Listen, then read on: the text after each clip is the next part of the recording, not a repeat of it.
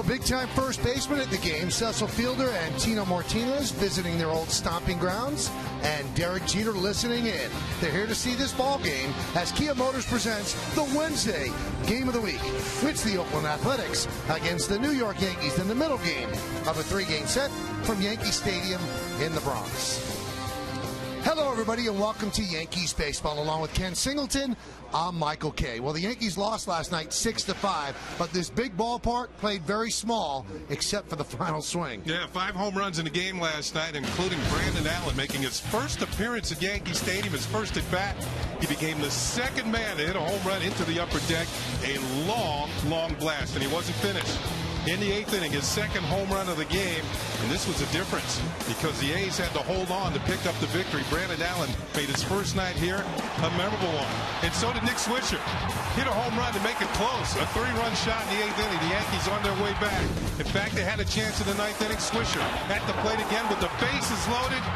Cold crisp up against the center field wall, and it was that close to a Yankee victory. Instead, the A's take game 1 of the series. All right, let's look at tonight's New York Lottery pitching matchup. CC Sabathia will go for the Yankees 17-7 with a 2.96. Trevor Cahill for the A's 9-12 with a 4.17. But Kenny, his numbers against the Yankees don't play that well. When you check the numbers out, Michael, he is 0-2 this year, 0-4 in his career against the Yankees. 13.50 ERA. The Yankees have tattooed this young man. He's allowed 6 home runs in 18 2/3 innings and 28 earned runs overall. And he's going to go up against the Yankee ace, CC Sabathia. A little bit of a slump. Seems like he came out of it last time out. But he's the guy the Yankees want on the mound. When we come back, he'll tell you what that means to him next on Yes.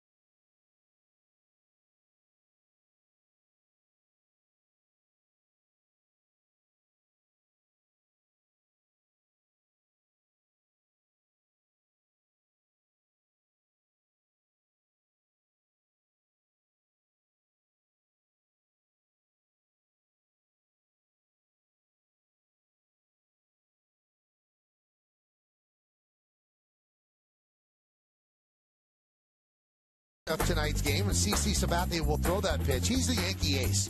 The 3 years with the Yankees, they've all been exemplary. 19-8 the first year that they won the World Series, 21-7 last year, and he's on his way to another great season, 17-7 with a 2.96 ERA. Big game, you have to win it. The Yankees want CC Sabathia to have the ball. Now, he spoke with our very own Jack Curry and talked about his pride about being the Yankee ace. It feels good. It's taken me a long time to get there, and this is a great organization, a lot of history, and it feels good to be, be able to take the ball at the front of the rotation in big series. And we don't know who's going to end up being 2, 3, or 4, but whatever combination the Yankees end up having behind you, how confident are you in what you've seen in the guys who are pitching after you? I'm definitely confident. I mean, we've had good pitching all year, and I think that's why we're in the spot we're in. And these guys have stepped up great. Bartolo's been huge. Freddie's been good for us. Nova's been lights out, and so we'll go from there.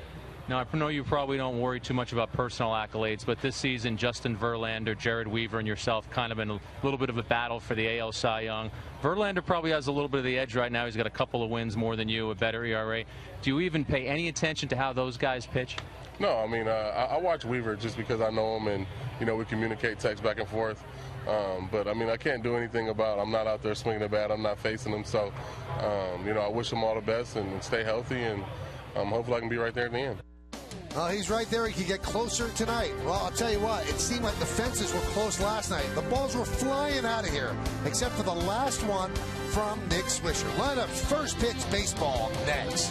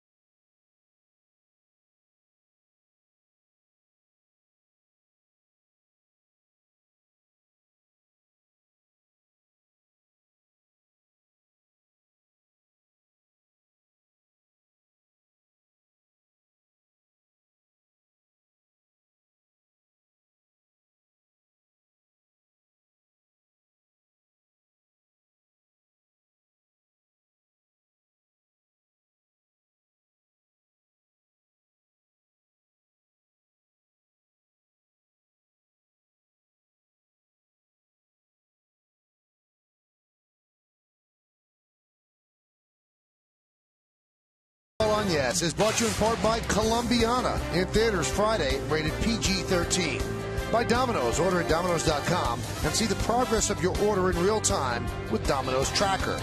And by T-Mobile's family plans with unlimited data, talk, and text. Step up to nationwide 4G. Yankees have taken the field. CC's finished his warm-ups. Let's take a look at tonight's A's starting lineup presented by HP. A's won last night 6-5 for their 58th win against 70 losses. Jamal Weeks, the second baseman, leads off. Coco Crisp in center will bat second. Hideki Matsui in left hits third. Cleaning up the DH, Josh Willingham. Brandon Allen, 2 home runs last night, will be at first. Connor Jackson's in right. Batting seventh, the catcher Kurt Suzuki. Cliff Pennington, the shortstop, bats eighth. And batting ninth, the third baseman, Scott Sizemore. So that's the A's lineup. That's going to face the Yankees' big left-hander, CC Sabathia. So CC is ready. Digging in is Jamal Weeks. And we are ready for baseball. Let's do it here in the Bronx. And the first pitch is a strike, and we're underway. Now we got a chance to check out Jamal Weeks. First of all, 284, no home runs, 23 runs batted in. He's been up in the major leagues since June. The 0-1 popped up. Shallow right center. Nick Swisher will make the play for the first out. Let's check out the numbers on CC Sabathia. He makes the start tonight for the Yankees, looking for win number 18 on the year. This will be his 28th start. And an excellent earned run average. All the numbers are good. Less than a hit per inning. 184 strikeouts. Let's check out the G pitchers scouting report. A turnaround. CC 7-8 in his career against the A's. That's a losing record, but he is 5-1 in his last 7 starts, so that's a turnaround. Left-handed batters hitting .201, 184 strikeouts. In his first 2 years, he's had 197 each year. Coco Crisp pitched one deep to left field. Gardner back, looking up, see ya. A long home run for Coco Crisp, and the A's jump out to a 1-0 lead. Wow, Crisp hit that like he was looking for it all the way. His 6th home run of the year. This pitch is right down the middle, and Coco puts his best swing on it. That's his 2nd home run as a right-handed hitter, and his 6th overall, and it gives the A's a 1-0 lead. He got off the bus looking for that pitch. Ball still flying, Michael. Wow. Jumping out yesterday and starting today again. Here's Hideki Matsui playing left field today, batting third. And there is a strike. Last night, the Yankees held Matsui down 0 for 4. I was saying about CC, 197 strikeouts in each of the first 2 years. It appears this year he's going to pass 197. Another strike. Corey Blazer is the home plate umpire. CC has allowed 6 home runs to his first 23 starts this year, but in his last 5 starts, 8 home runs. The 0-2. Jumps up and hits Matsui, and the count's still 0-2. Yeah, Michael, you mentioned Matsui making his start in left field tonight. This will be his 18th start as a left fielder. Most of his time this year has been spent as the designated hitter. And he's had a very strong second half. And Matsui's not used exclusively as a DH because he can't play the outfield. They just don't think he could hold up physically if he had to play the outfield every single day. He's not a hack out there at all, but they just feel physically it's better for him to DH. There's Bob Melvin, the manager. And he has a lot to do with Matsui's success in the second half of the season. High fly ball. Granderson for the second out. Why don't we take a look at the Yankees defense? Brought to you by your Mercedes-Benz Tri-State dealer. In the outfield, Gardner, Granderson, and Swisher. That's left to right. In the infield, Nunez, Jeter, Cano, and Teixeira. That's third to first. Alex Rodriguez misses another game with a jam left thumb. Francisco Cervelli is behind the plate. And Karsten Charles Sabathia is on the mound.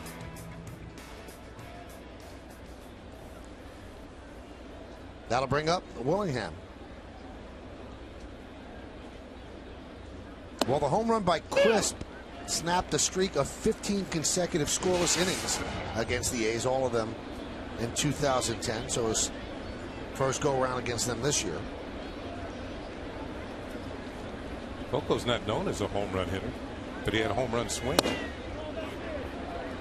Tonight's closed captioning brought to you by Verizon Wireless. Well, they know each other from the Indians, former teammates. That could be one of those video type swings. What I mean is that looking at video, what does CC start me off with every? Let's go with the fastball.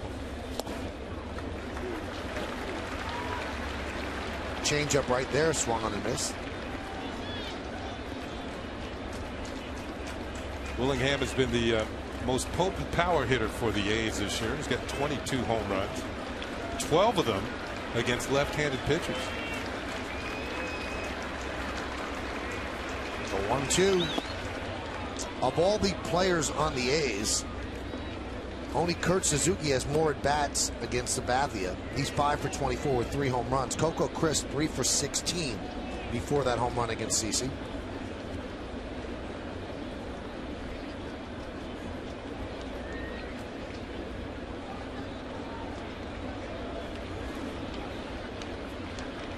And the 2-2. Swing and a miss. Got him. Another changeup. And that'll do it. But the A's do get a run.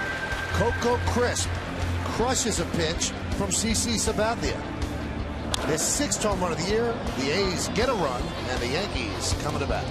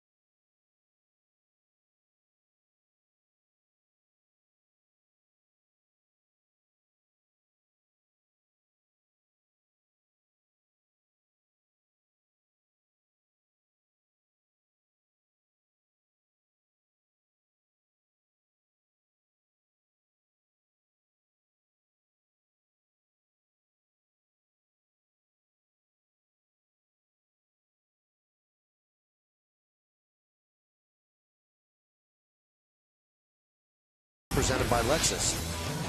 Brett Gardner's in a little bit of a slump. 2 for his last 25. Plays left field, leads off. Batting second, the captain, the shortstop, Derek Jeter. Curtis Granderson in center field will bat third. Mark Teixeira at first base cleans up. Robinson Cano with a 14-game hitting streak, the second baseman, bats fifth. Batting sixth, playing right field, Nick Swisher. Jorge Posada will DH, will bat seventh. Batting eighth and playing third base, Eduardo Nunez.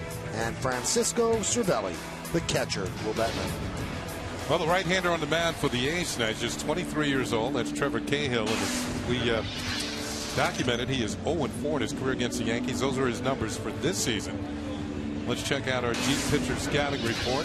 He's had a tough second half. His unearned average is 7.62 since the All-Star break. That's the highest of any pitcher in the major leagues. Wildfire, he's up there in walks, in wild pitches, and enough said. Robinson Cano, 545. That's what Cano has hit against him in their matchups. Well, the Yankees certainly damaged him. We told you that on our open. 0-4, 13.50 against the Yanks. Attempted bunt is foul, but check these numbers out at the stadium, Kenny. He's made 2 starts here at the stadium. He's 0-2. Yeah. Okay. Yeah. 6 innings pitched. Gotcha. He's given up 18 runs on 18 hits. That's a 27.00 ERA. Oof. He had to start here earlier this year when he gave up 10 runs in 2 innings. The 0-1. Let's look at the game time weather presented by Bigelow Tea. Beautiful night, 76 degrees, 56% humidity. Wind is 15 miles an hour. Seems like it's blowing out. Forecast is clear skies. For 2 days it's been blowing out. The 0-2. Now, if you look at the flags over the right field grandstand, they're straight out toward the outfield. And then the big American flag in left center seems like it's pointing out as well.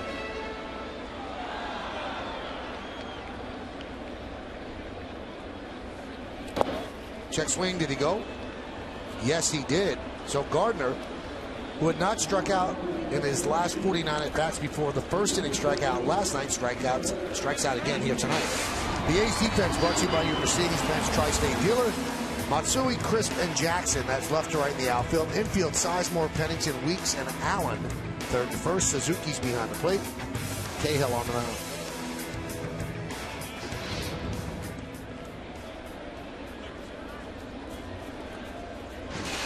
Here's Derek Jeter, 22 straight games reaching safely. Yesterday he had 3 hits with a walk and a sacrifice bunt in the 9th inning.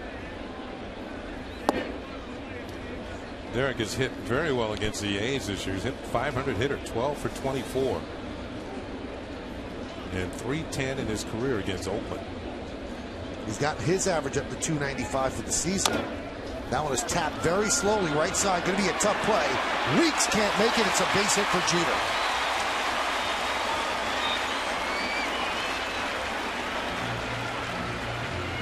And his average creeps closer to 300. Once Cahill couldn't make the play, he's getting off the mound, can't make it's up to Jamel Weeks to make the play. The only one he had was a flip it backhand. You can see nowhere near first base, and Jeter has himself an infield hit.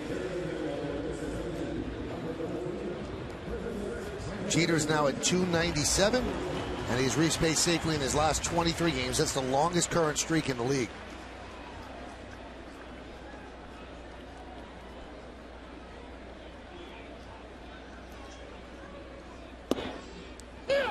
There's a strike. The base hit for Jeter moves him ahead of Rod Carew for sole possession of 22nd place on baseball's all-time hit list, and he's one behind former Yankee Ricky Henderson, who's at 3,055 for 21st place.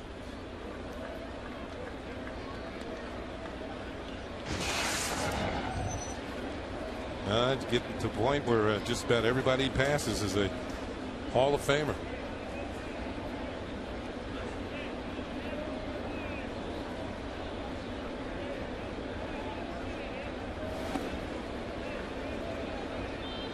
IOTV offers incredible HD picture and sound.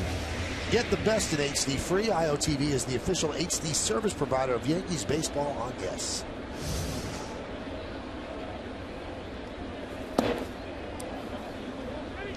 Did he go? No, he did not, said Gary Cederstrom. I can just imagine what Ricky Henderson will say when Derek eventually passes him. He'll probably say that's just Derek being Derek. That's right.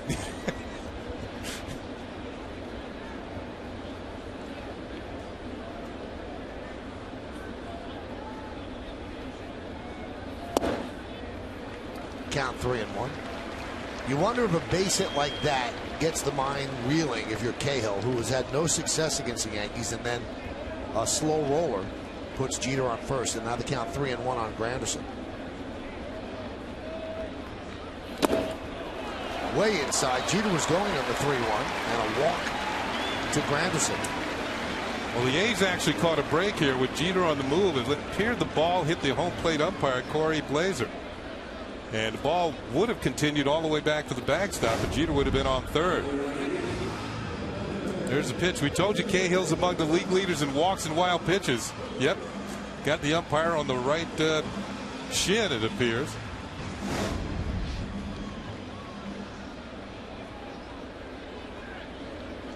Yankees last night were 2 for 20 with runners on base, and that's why they ended up losing that game. What happened in the ninth inning made it exciting, but the loss actually came earlier. Here's Teixeira, who popped up to third with the bases loaded in the ninth inning yesterday for the second out.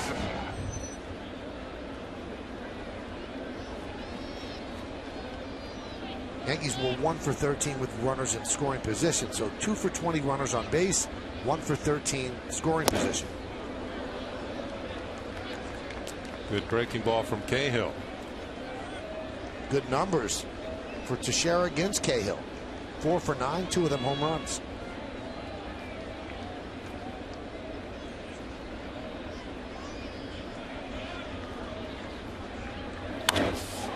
Driven to right field, but it's a foul ball.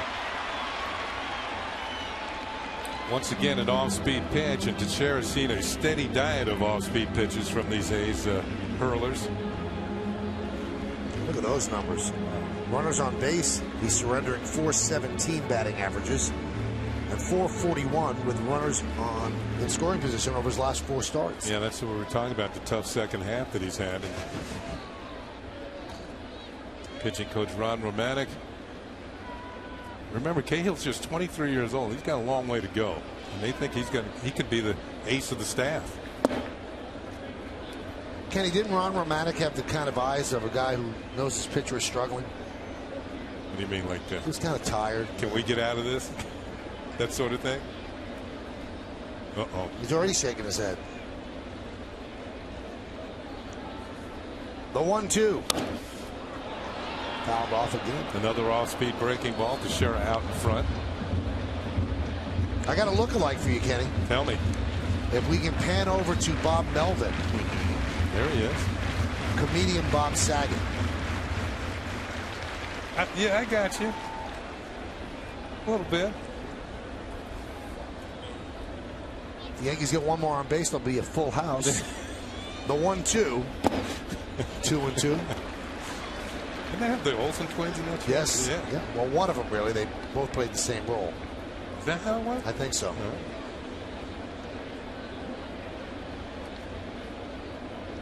Were they both in the show? Oh, they played separate characters, so that wasn't on my DVR. In fact, there wasn't a DVR invented then. Oh, I was right. Yeah, everybody said you're wrong. You're wrong. Two played one character. I didn't say you were wrong because I didn't know. Oh, I was right for once. The 2-2. Now it's 3-2. Good stop by Suzuki. Tony Pena has always said that Kurt Suzuki is one of the best in the league at blocking pitches in the dirt. He has to go a long way for this one. And comes up with a nice play. That saved a wild pitch.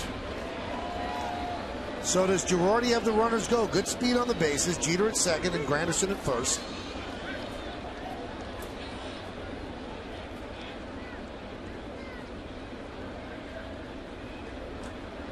They do go. The 3-2.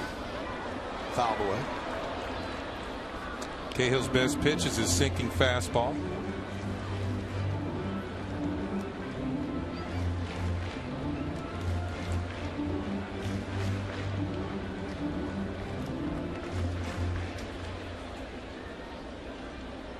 Ninth pitch of the at-bat coming. 20th pitch of the inning.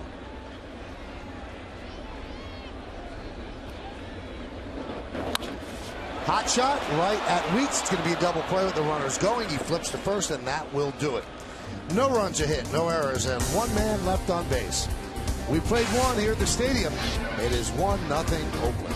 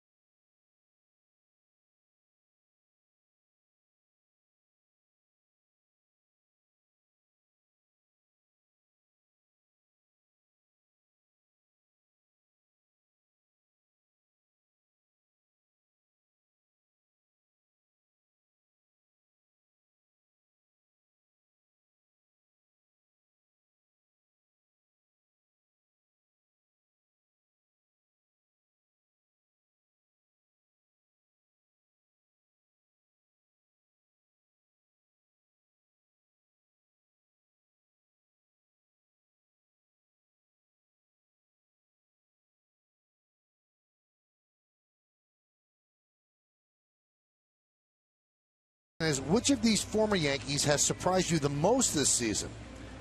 Your choices are, is it number 1, Lance Berkman, number 2, Melky, number 3, Tyler Clippard, number 4, Kyle Farnsworth, and number 5, Ian Kennedy? That's a tough question. Yeah, it is. I think it's Berkman for me, although Kennedy I didn't think would be a 15-game winner. Anyway, you could text your vote to 58772. Standard text messaging rates apply. Here's Brandon Allen. 2 home runs yesterday. And CC starts him off with a breaking ball away. And Tyler Clippard made the National All-Star team. Allen yesterday hit one into the upper deck and right. Only the second player to ever go there. The other one, Russell Bragnon, last year.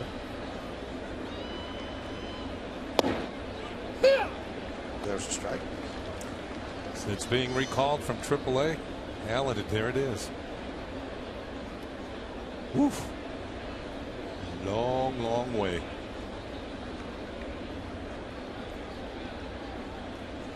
Swing and a miss. If you need some help with your voting, here are some stats on those players. Berkman with 29 home runs. Who'd have thunk it? Melky, a 302 hitter. Clippard, 1.54. Farnsworth, a legitimate closer for the Rays. And Kennedy has 16 wins now. Wow. That's going to be a close vote. Swing and a miss. Ball gets away from Cervelli. He gets an angle and makes the play. So a strikeout, put out 2-3. Cervelli had a little problem locating the ball after the swing and a miss by Allen, but eventually got it down to first base. He and CC have been a pretty good team behind as a battery for the Yankees going back to Cervelli's first start in the major leagues. That was at Baltimore, and CC threw a shutout a few years back. Here's Connor Jackson, hitless in his last 10 at bats.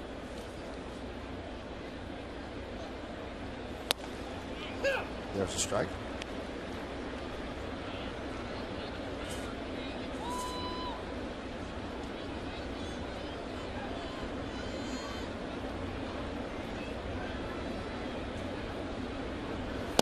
Pitch is high.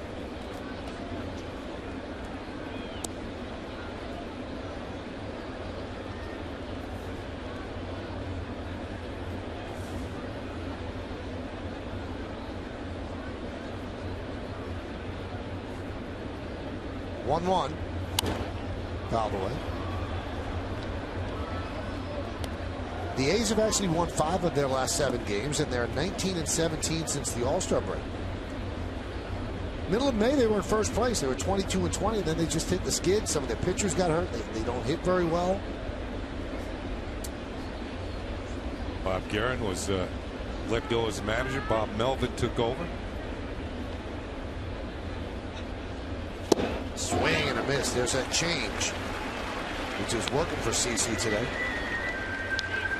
When Bob Melvin took over, you saw that shot of not CC, but Hideki Matsui in the dugout. There's that changeup, very effective to the right-handed hitters.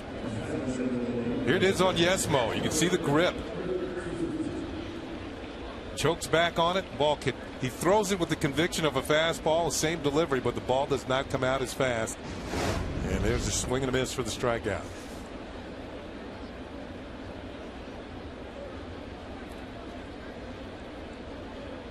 Here's Suzuki.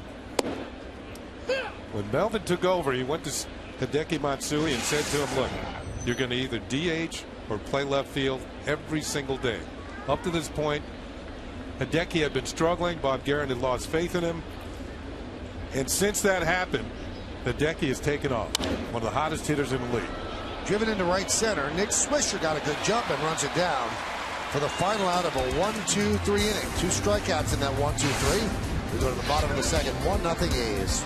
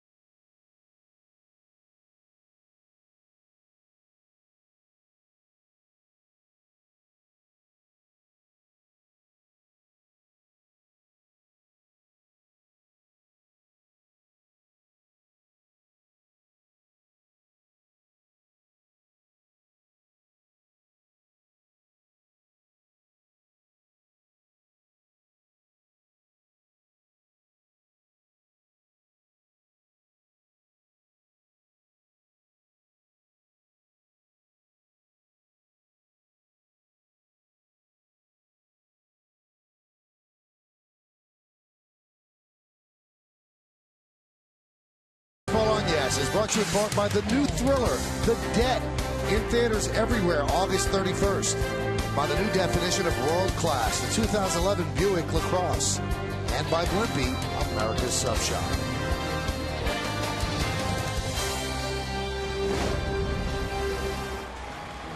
CC biting his nail as he goes off the mound, as he works a 1-2-3 second inning.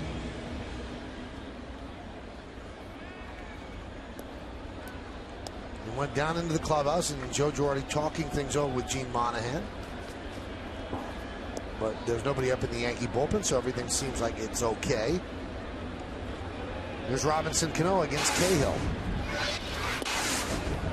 Well, one of the bullet points on the scouting report on Cahill is Cano's numbers against him.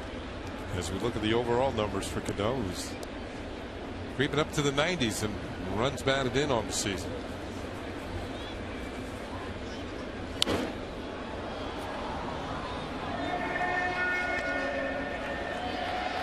Yankees like seeing the A's across the diamond. They're 25-5 in their last 30 games against Oakland.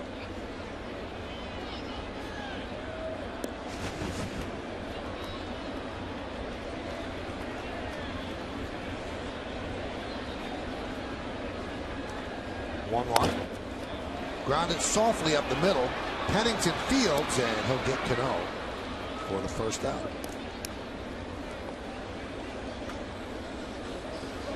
He's just a mere 500 hitter against Cahill. That's going to bring up Nick Swisher. Nick came so close last night to being the hero with a walk-off grand slam, but he drove Coco Crisp back to the NYY stake sign in front of the Yankee bullpen in right center, and that ended the game. Just needed a little more meat on that bone. Got a 2-0 pitch, and if he pulls it a little bit more, he is the hero. Bases were loaded. Here it is. So near and yet so far. You can see the fans behind home plate react, and then the A's are going to react. Andrew Bailey with the save. Bob Melvin, the manager, with the win. Strike 1-1 to Swisher. Nick did have a 3-run home run in the 8th inning, which made it a game. He pulled that one a little bit more. And if he'd hit that one in the same spot he hit the previous one, he would have been a hero. He has 4 home runs against his former team this year.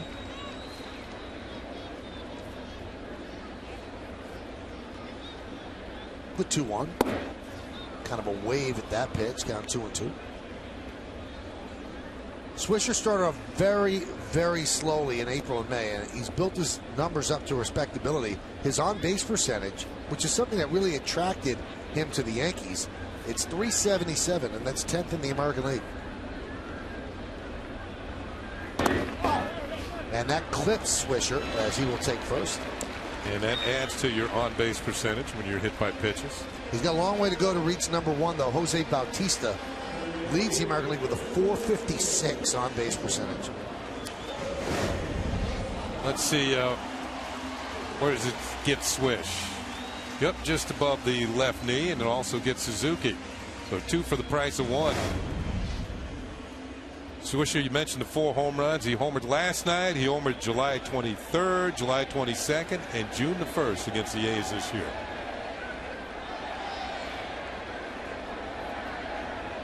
He's homered in each series against Oakland. Here's Posada. He had a home run in the 9th inning yesterday. A very long home run over the Yankee bullpen and in the bleachers in right center. That's rarefied real estate out there. He really crushed it. And that made it 6-4 as he led off the inning. In fact, since July 19th, Posada is 20 for 62. That's .323. 3 doubles, 2 homers, and 9 runs batted in.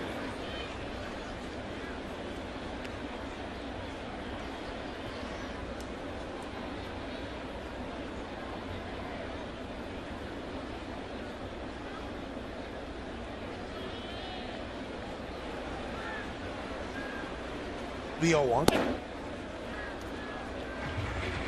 Jack Curry confirmed on the postgame or the pregame show that the Yankees had indeed put in a claim for Cubs first baseman Carlos Pena. Doesn't necessarily mean that they could make a deal, but if they did get Pena, you would guess that he'd be taking a lot of Jorge Posada's at bats as the DH. And Jack's going to join us a little bit later on, and he'll have the latest information on whether or not they're close to a deal. But a claim has been made. A claim, when you stake a claim, you show interest, and then the two teams, they not necessarily have to get together and talk about it, but sometimes they do.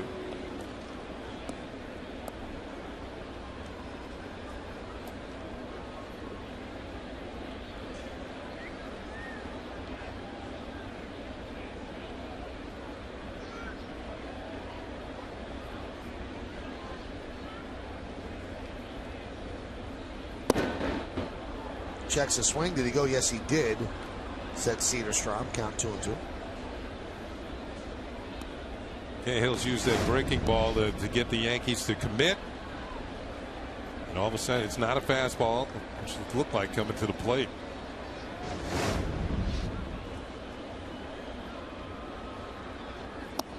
Strike 3. Posada down looking. The previous one, he checked the swing. It was a breaking ball, and he thought it was going to be a fastball. This one, maybe think it was going to be the same pitch. Instead, it's the spillover fastball that clips the inside corner for call strike 3.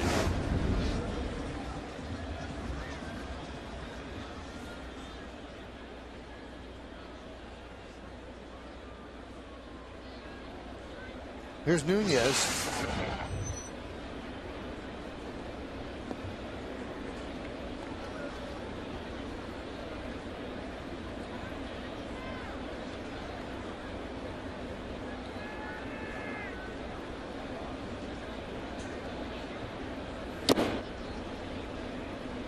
Foul.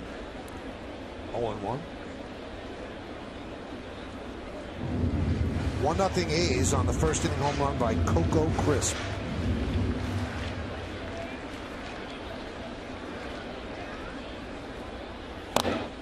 Right into the hands of Nunez. Count 0-2. You can see the movement on the fastball, and that's been Cahill's bread and butter pitch. Good sinking fastball, but sometimes he doesn't command it as well as he should, and that gets him in trouble with long counts.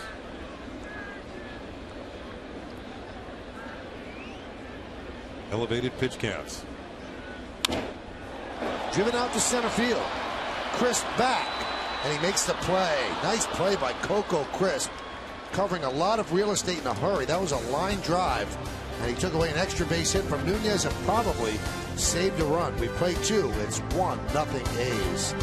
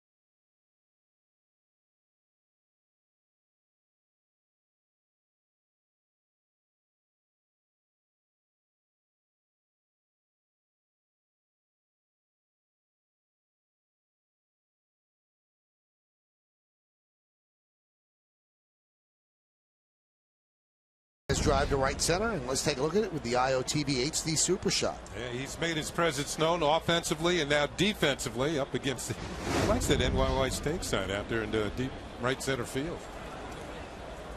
We go to the third, 1-0. A's lead the Yanks. Cliff Pennington leads off, and the first pitch is up and away on the Lincoln scoreboard. 1-1-0, leading 0-1-0, and we're joined this inning by Jack Curry. And the 1-0. Jack, we were just talking about the waiver claim put in by the Yankees on Carlos Pena. Where's that stand right now? Talk to people in New York and to people in Chicago, Michael, and there is interest on the Yankees end of it, but the word that's coming out of Chicago is that the Cubs may just end up pulling this guy back.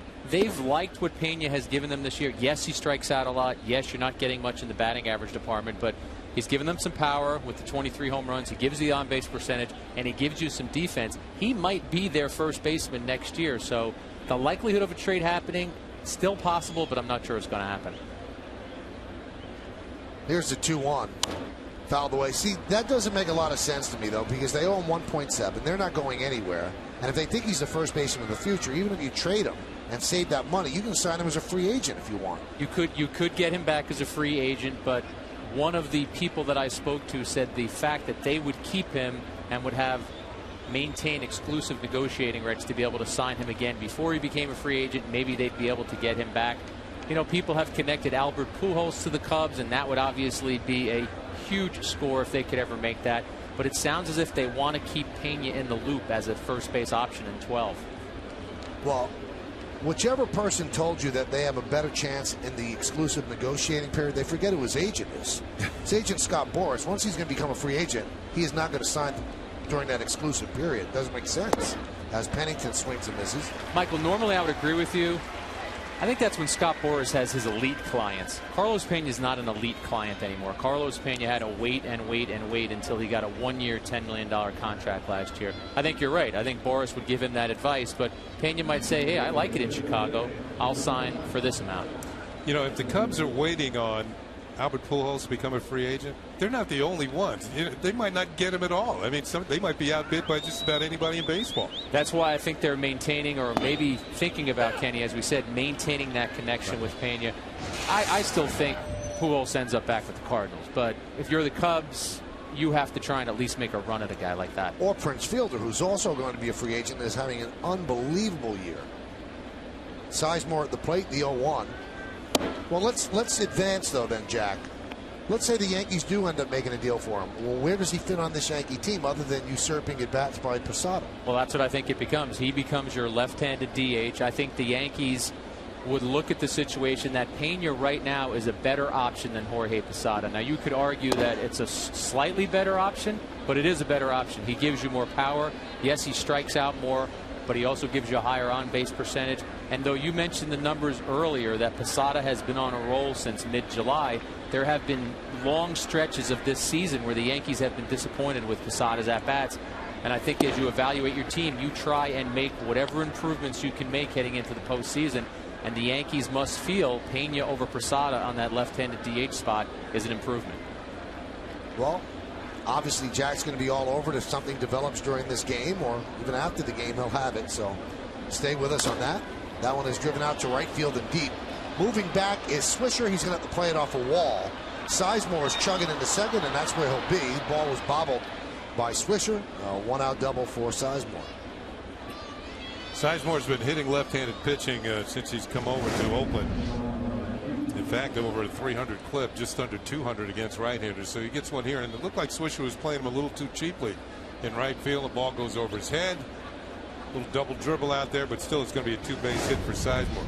One other thing about Pena, the Yankees have him. It's going to be primarily through September, and the Yankees are playing all American League East teams in September. Those are teams that he knows.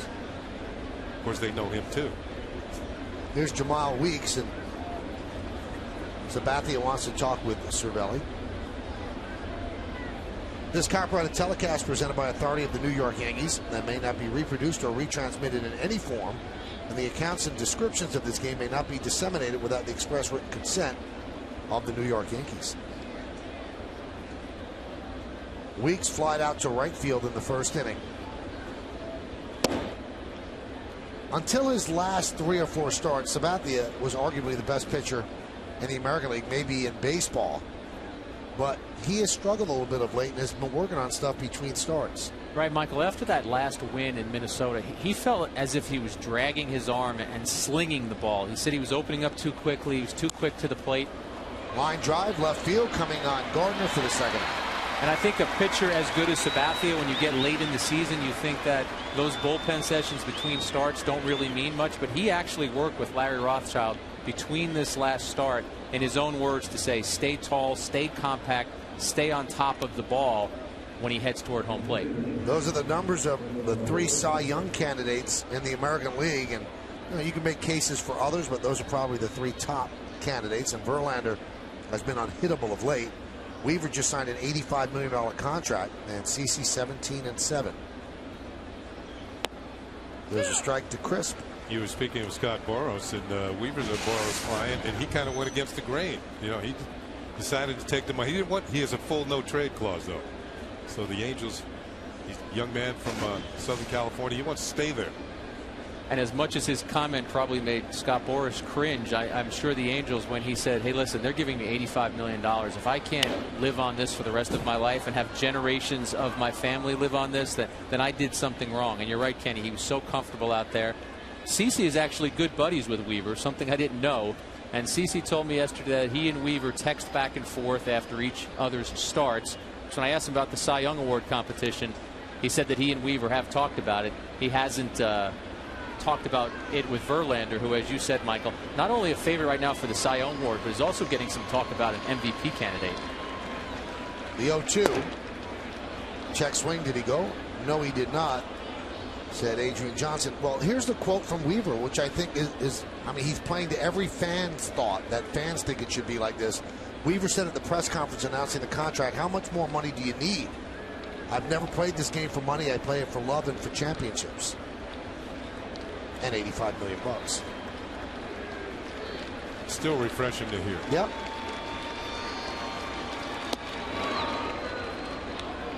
He said there's no better fit than to stay here. You can go to the East Coast, but I don't really like to deal with that stuff. I like the 7 media guys in our locker room instead of the 50 there. What's up with that? He doesn't like us. Jack, it's a shot. But again, Kenny's right. He's a guy who's comfortable out there. He took a very large amount of money. Did he leave some money on the table? Sure he did, but it sounds like he doesn't mind. And his brother didn't have the greatest experience here. Not that the Yankees would have gone for him, but you know, a lot of the big money teams are on the East Coast. Right. I think if he goes out there on the open market, I mean, there's no doubt he gets a lot more money. I mean, he's a low $20 million a year pitcher. He gets CC money, $22, $23 million a year. What Cliff Lee got last year, $24 million a year. Count 2-2 on Crisp. Runner at second with 2 outs. Top of the 3rd inning. A's lead 1-0.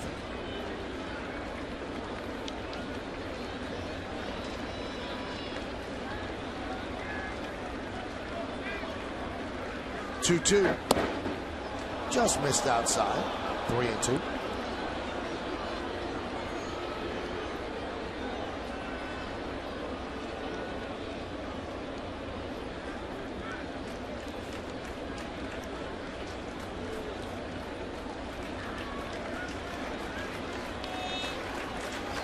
You know, it's interesting to watch when there's a close pitch that would have gotten you out of an inning. You saw the reaction of Joe Girardi.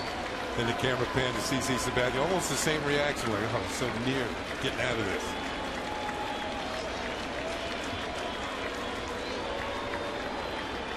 (3-2), and he doesn't get out of it as Coco Crisp walks, and that's going to bring up Matsui. Follow the New York Yankees with the MLB.com @Bat11 app for your iPhone, iPad, Android, or BlackBerry. Get live audio, pitch-by-pitch tracking, video highlights, and more. Text it back to 31826 or visit Yankees.com for details. Here's Matsui. Now, Matsui did get through waivers, and you wonder what's the likelihood of Matsui getting traded. I tell you what, Michael, if I'm a contending team, Matsui and the way he's been playing, I'd want to add that thump to my lineup. I mean, you guys detailed that the numbers that he has put up since the All-Star game. He's been one of the best hitters in the American League. And he has a reputation as being a clutch hitter, as the Yankees saw in the 2009 postseason, particularly the World Series. So he's not going to bag it in the postseason. No, not at all. I did ask him about it yesterday, Michael. I had 2 firsts yesterday with Hideki Matsui. Had 2 conversations with him in English. He so always you has, didn't use your Japanese skills? No, I did not. Okay. You know, Roger, his interpreter, is always around, Roger Kalon. Right. And he was there, but Hideki, when he's comfortable enough with you, he understands enough English to answer some questions. One of the questions I asked him was, do you think you're going to be traded? And he gave that typical Matsui smile, very polite, and said he didn't know. Someone else followed up with a question, would you like to be traded? And then he gave you that smile. And he's smart enough not to say it because he has respect for the A's. But I think he'd love to be injected into a postseason race somewhere.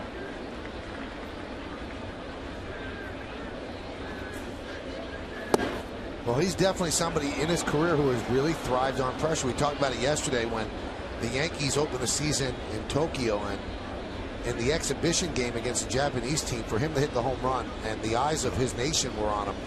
And then the way he stepped up in the 2009 World Series, won the MVP. As the designated hitter who didn't start every game. Yep. The 2-1. 3-1. CeCe's getting himself into a big jam.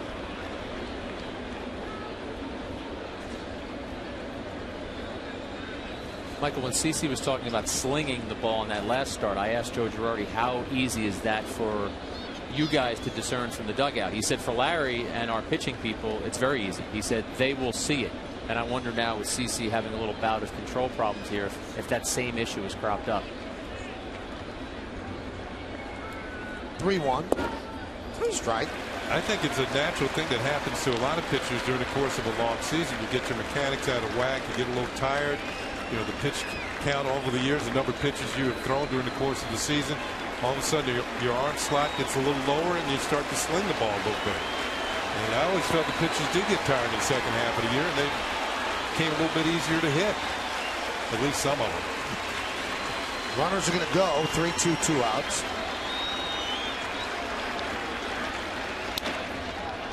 Grounded to second. Cano is there, and he gets Matsui for the final out of the third. No runs a hit, no errors, and 2 men left. We go to the bottom of the third, 1-0 Oakland.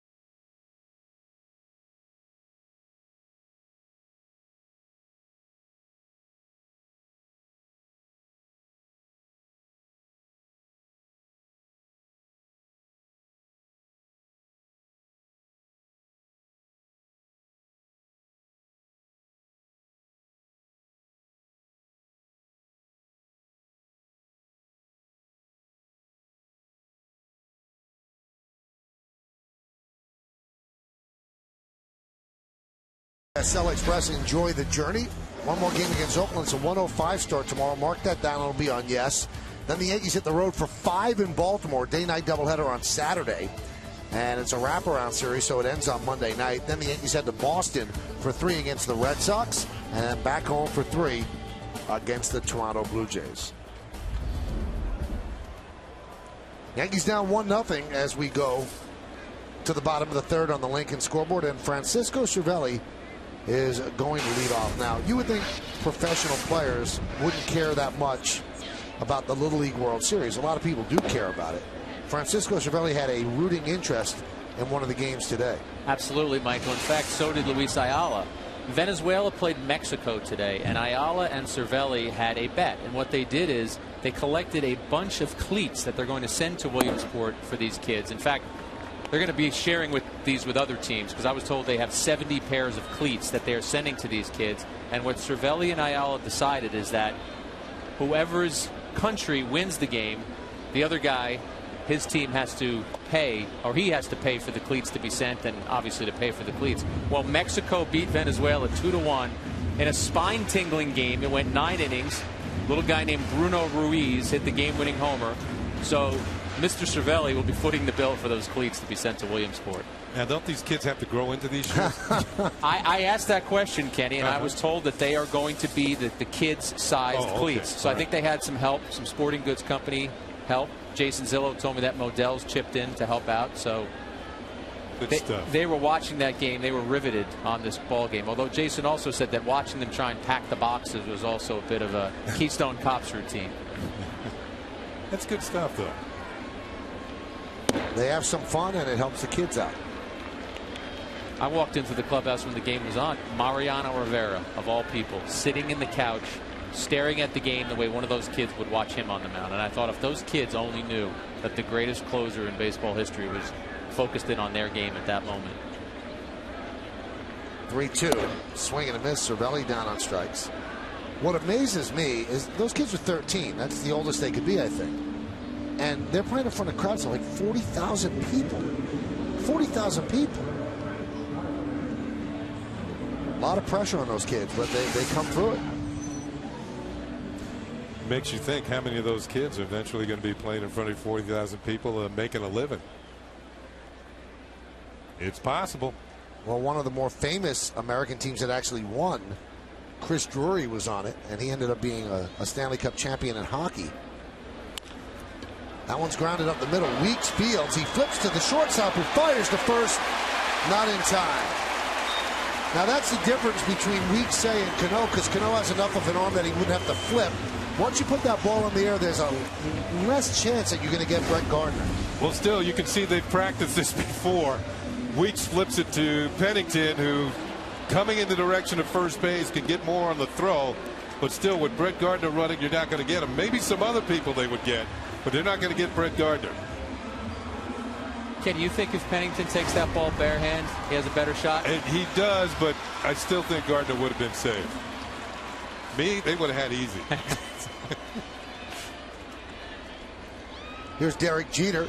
Infield single in the first inning. He's averaged up to 297. Obviously, Gardner is a threat to run.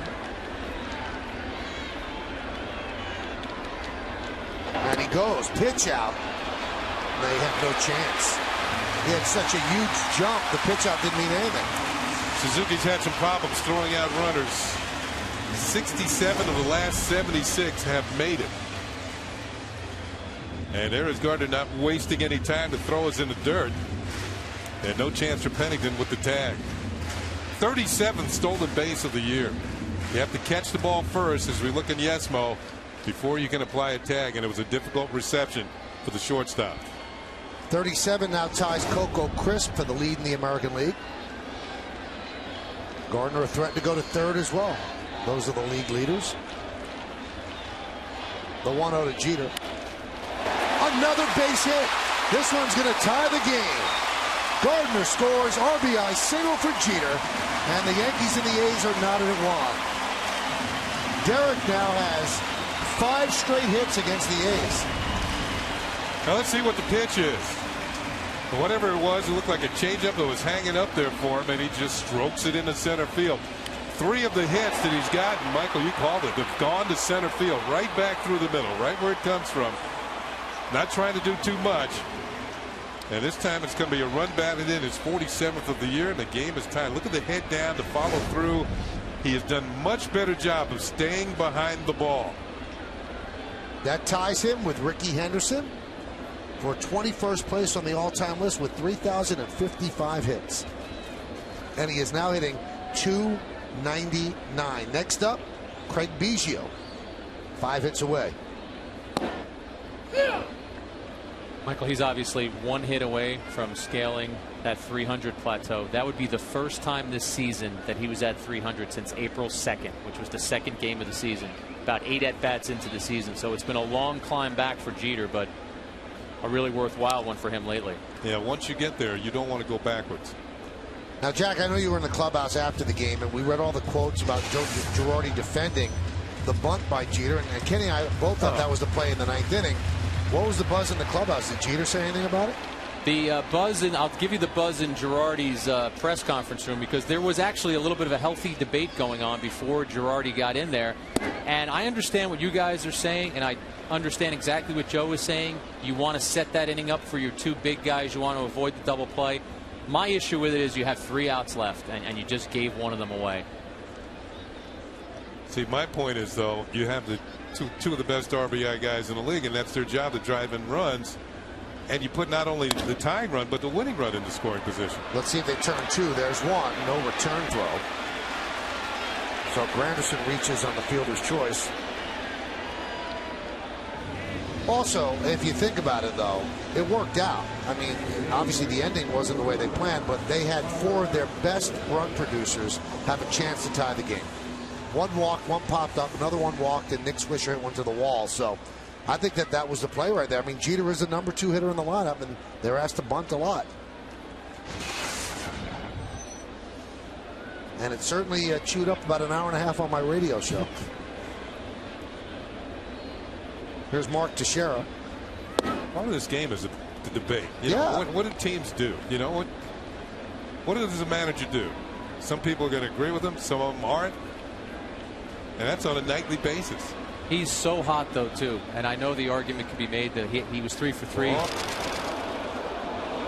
Almost picked off Granderson. He's 3 for 3. Maybe he's due to make an out. Well, he came back today, and he's 2 for 2 in his first 2 at-bats. Quick feet, quick throw, and Granderson was definitely leaning. Let's see about the tag from Allen.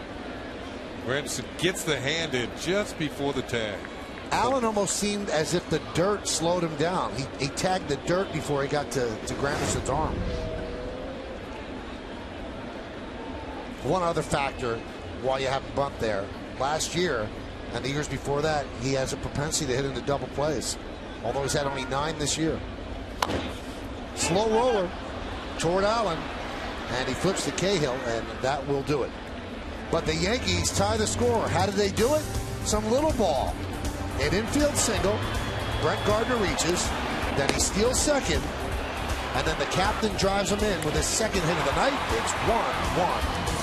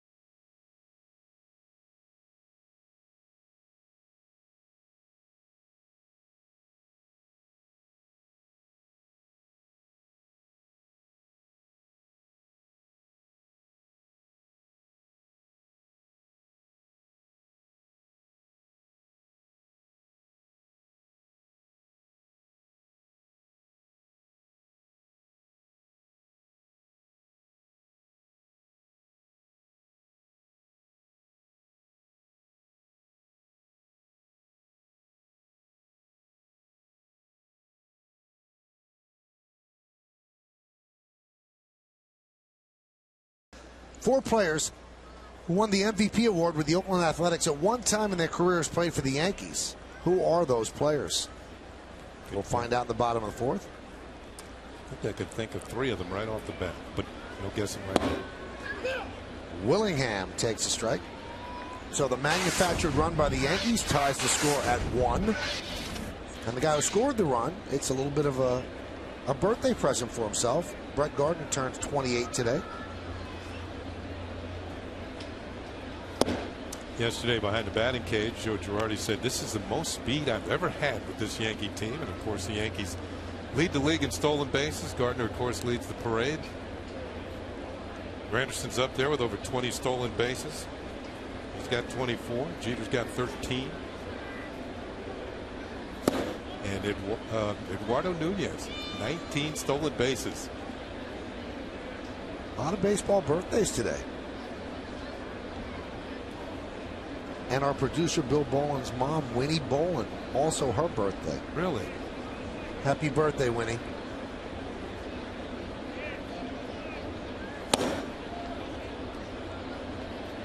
Your son annoys us a bit, but we love him. He's not laughing, Michael. The truth sometimes stings.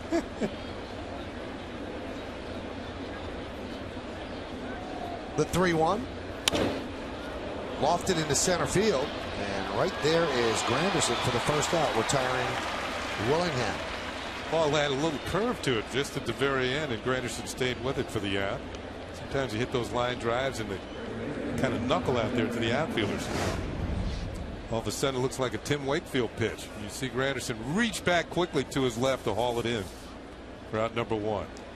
That's going to bring up Brandon Allen. Now, one thing I noticed about Allen yesterday, which stands out in today's sports world, and that's kind of sad in itself, he hit this monstrous, towering home run and never stood there and watched it. Right, Michael. I spoke to him for our batting practice show today, and he said I will never watch a home run. He said, I want to appear or make it show that I've done this before. He said, I'm going to hit it, I'm going to put my head down, and I'm going to run no matter how far I hit it. So I said to him, well, you must have found out that that one went pretty far. And he goes, yeah, I heard it was a bomb. But we were doing the interview in the third base dugout, and I started to point it out to him after the interview was done. I actually wish this was on camera. And I said, you realize that's where you hit it? And he looked up and he said, wow, that is pretty high up there, isn't it? Well, it was a former Oakland A who started watching it. It was Reggie back in the day. Of course, Reggie could hit him a long way. This kid was very humble, though, very soft-spoken. Said he comes from a small town in Texas, Montgomery, population of about 600, and that was his upbringing. That was his background, to just be humble about everything. And even being here now, and of course, we need to take a look at this again. I mean, just a monstrous shot. Well, he's had only 10 games in the big leagues, and he already hit one in the upper deck at Yankee Stadium. And then he followed that with another one in the 8th inning. So his first game at Yankee Stadium, 2 home runs. Swing and a miss. He strikes out. Kenny, I've never asked you this. You know, you were playing about the time when Reggie started admiring his home runs. Yeah. What was the reaction of players in baseball? Did they not like it? Pitchers didn't like it particularly. But, you know, they kind of understood Reggie. Reggie was a showman and probably the best of his time during that back in the 70s and the 80s. And even prior to that, Reggie played in the 60s as well. And what Reggie used to say, he's the one who put the meat in the seats. Here's Connor Jackson. And a strike. That home run he hit in the All-Star game will still go down as one of the most majestic home runs. I know it's an exhibition game, but when you talk about the flight that that ball took, just unbelievable. The old Tiger Stadium hit the transformer on the roof. Now, Reggie did spend 1 year in Baltimore with the Orioles before he came to the Yankees. That was his first year of free agency. Became a free agent, signed with the Yankees. And, Jack, when you get a chance, ask Reggie about a home run he hit off of Terry Forster in Chicago with the bases like pinch hit grand slam. I was on third base. This is one of the longest home runs I'd ever seen. And Reggie didn't want to hit because Forster was a tough left-handed pitcher. Earl Weaver calls upon him. Reggie was sitting at the far end of the dugout, hoping Earl didn't see him. Set him up there, and he hit one in the upper deck at Old Comiskey that just took off like a jet out of O'Hare. And I was on third base, so I had a good look at it. That was one of the most impressive home runs I've ever seen. 1-2. Strike 3. Connor Jackson down looking. 1-2-3 inning for CC Sabathia. We go to the bottom of the 4th. It's a 1-1 game right here on Yes.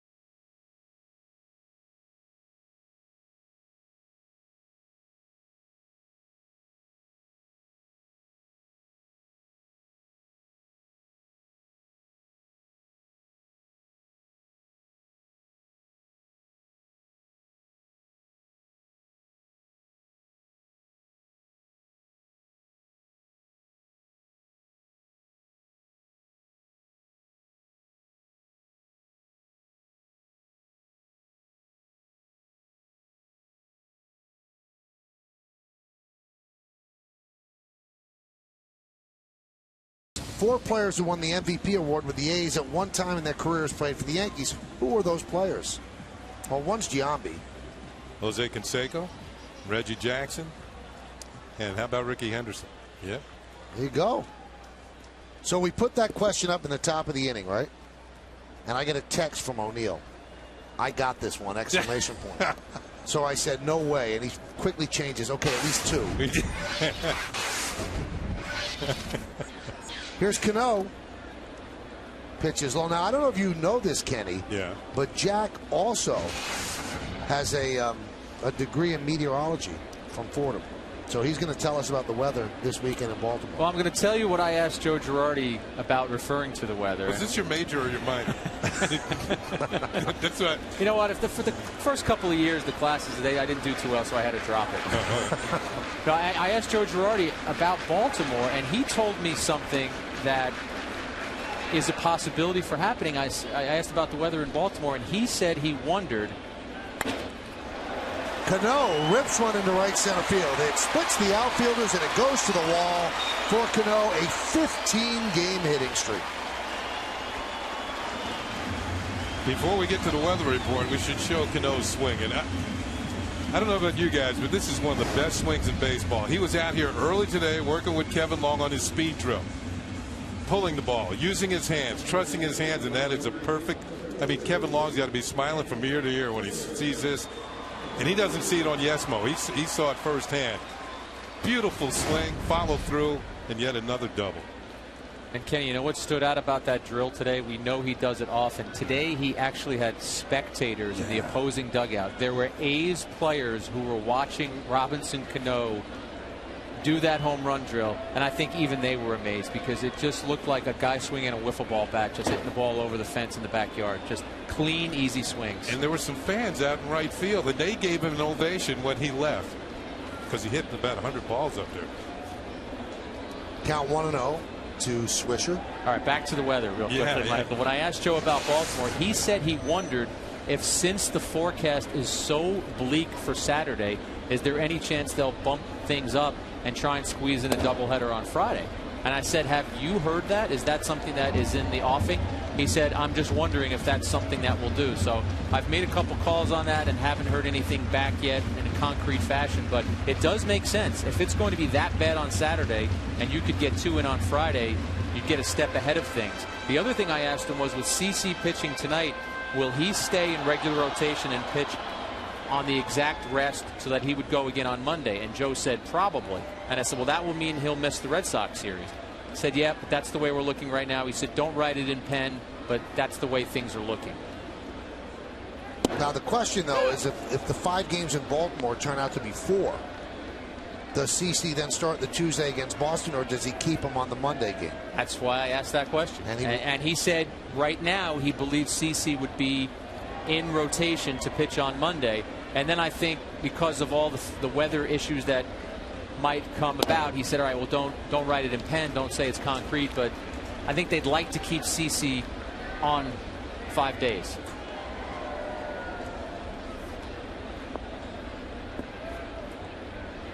Now they might have to, if Sunday also is a bad forecast, if those games get rained out, they're going to have to play a doubleheader on Monday.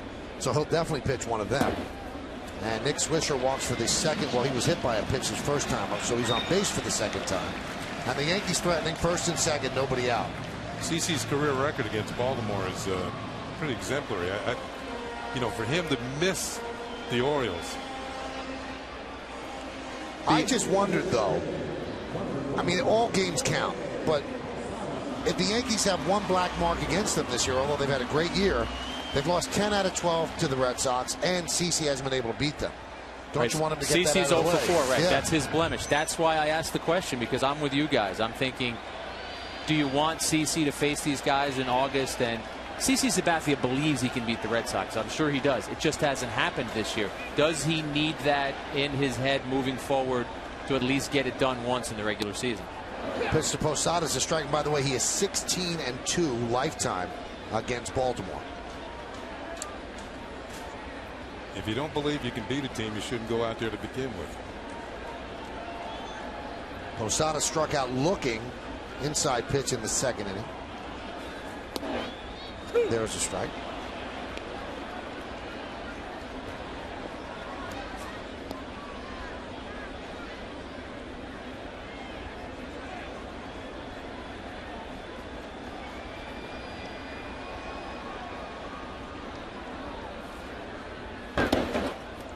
Suzuki keeps it in front of him. Nice play.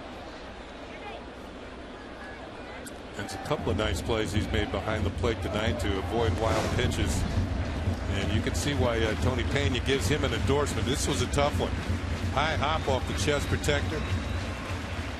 And the ball does not reach the grass.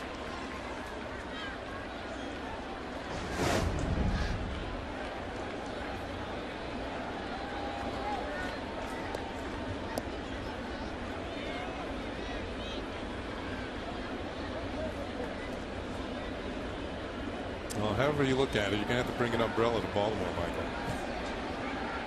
And probably a pretty strong one, too. Slow roller. It's as good as a bunt as Posada is gunned down at first. Score that 2-3 and the runners move up.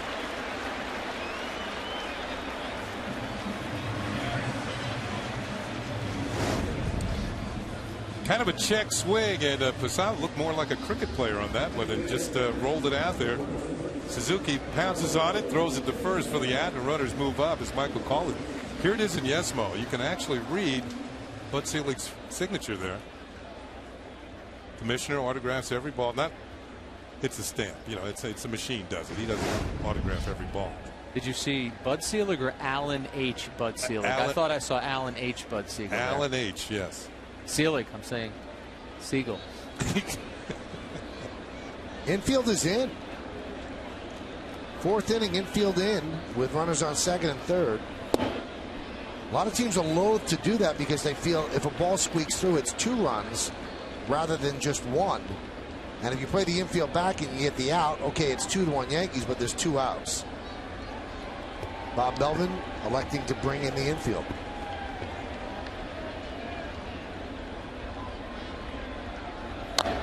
And Cahill, Michael, is a guy who gives up a lot of ground balls. 56% of the balls that are put in play against him are ground balls. So you're right. Nunez could just direct the ball that might be a normal 6-3 with the infield back, but in this situation, obviously, he's a much better, much more dangerous hitter. There's another feeling about bringing the infield in, particularly with a hitter at the plate who can steal second. You know, he gets on a cheap hit, and he continues when he steals second base. Now Nunez has 26 ribbies this year, and he's not getting one there. That was a fair ball. He stayed there, and he was tagged out by Suzuki. And now Joe Girardi's going to talk things over with Carey Blazer. And Nunez is saying it was behind home plate. Even if it's behind, if it rolls back into fair territory, he's out. The only way he gets out of this is if the ball actually hits him. And you can see it was on home plate. It rolls into fair territory. That's a fair ball. Once it gets in between these 2 lines, it's a fair ball. And Suzuki doesn't see it right away. Then he realized, hey, it's out in front of the plate. Let me pick it up, tag him. Blazer says it's a fair ball, and Nunez is out. Here's Francisco Cervelli. Francisco, just a different hitter. He changes his swing a bit when there's runners on base.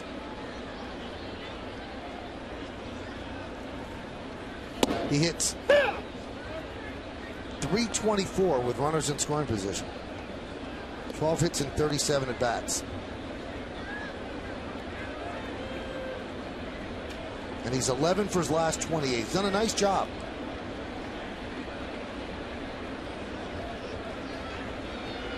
And this isn't a fluke 1-year thing. He's a .322 hitter lifetime with runners in scoring position.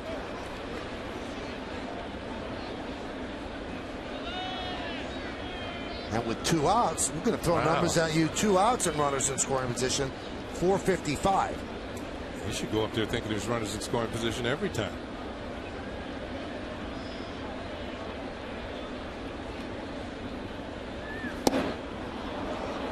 One and two. One of the few changeups that Cahill has used tonight. He picks up a second strike in a key situation.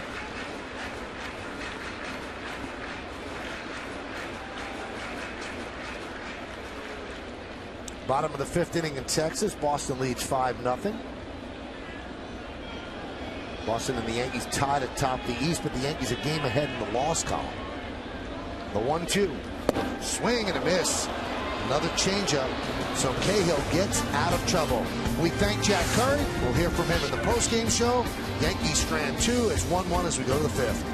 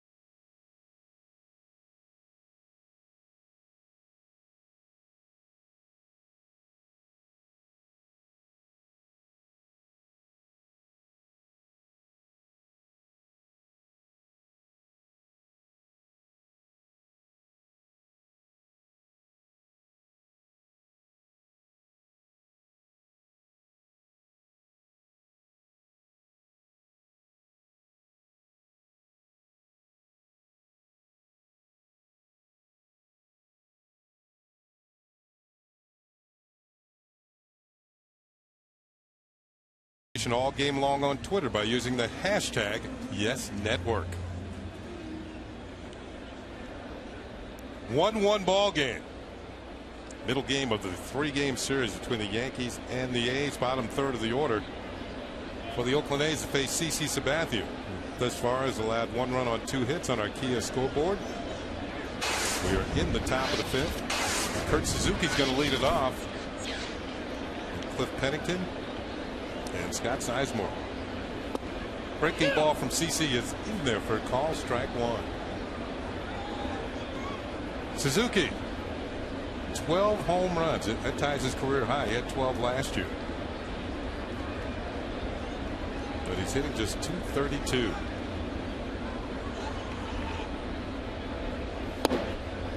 And it's a ball and a strike. 1-1 game. Bottom third of the order, Suzuki, Pennington, and Sizemore against Sabathia.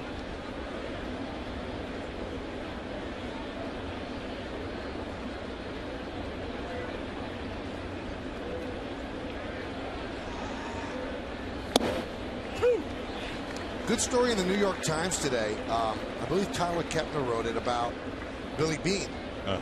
And Billy Beane, with a very low payroll in the early part of this decade, was able to get his team into the playoffs 3 years in a row because they had identified undervalued performers. Guys who had high on-base percentages, guys who hit home runs. And they were able to get those players at a low price. But then Moneyball was written by Michael Lewis, which is going to be a movie coming out in September where Billy Beane gets played by Brad Pitt. And once Moneyball hit, it's not as if baseball wouldn't have figured out, but everybody knew the secret. And those undervalued players all of a sudden weren't undervalued as Derek Jeter puts away the line drive. And right now, if you read the story, it's interesting. Billy Beane sounds almost defeated. He said now the big market teams with all the money have guys that are very smart, and they have identified that, and they've identified the value of draft picks. He said, we can't get that stuff on the cheap anymore. We've got to come up with a better way. And, you know, is there a better way? Well, they're doing a better job of crunching the numbers. Speaking of the bigger market ball clubs. And it's also kind of funny, when Moneyball came out, and it was a big deal about on-base percentage. The Yankees had been doing that when Gene Michael rebuilt the team. Yeah.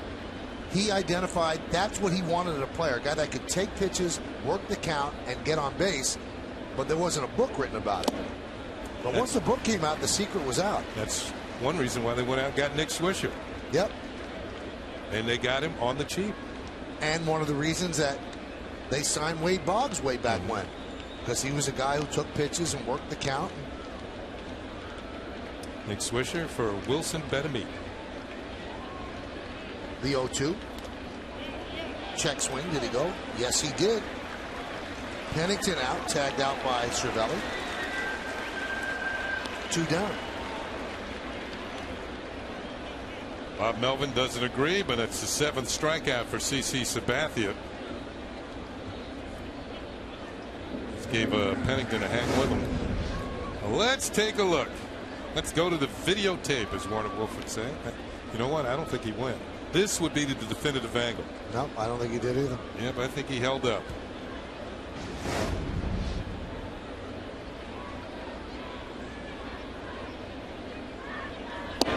You know what's strange with all the video highlights at Sports Center now, we just take it for granted. But when Warner Wolf was doing it, that was a big deal. Oh, yeah. You had to tune in to see the video highlights. Let's go to the videotape. That's what you wanted to hear. You knew what was going to happen next. The 0-1. Foul away.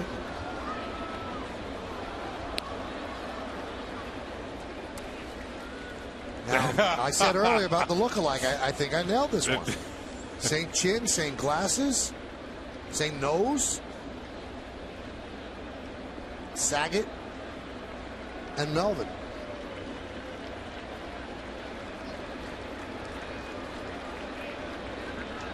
The 0-2.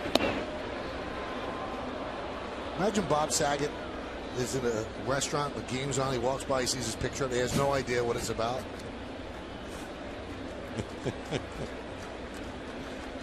Oh, my goodness.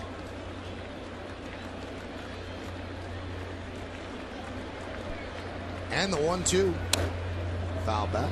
Sabathia gave up a run with 1 out in the first inning, and since then he has settled down, ran into some trouble in the third. First and second, but got Matsui to ground out to second with 2 outs and worked a 1-2-3 fourth, and now the first 2 batters here in the 5th. The only 2 runners have reached base since the home run by Coco Crisp in the first inning. The 1-2.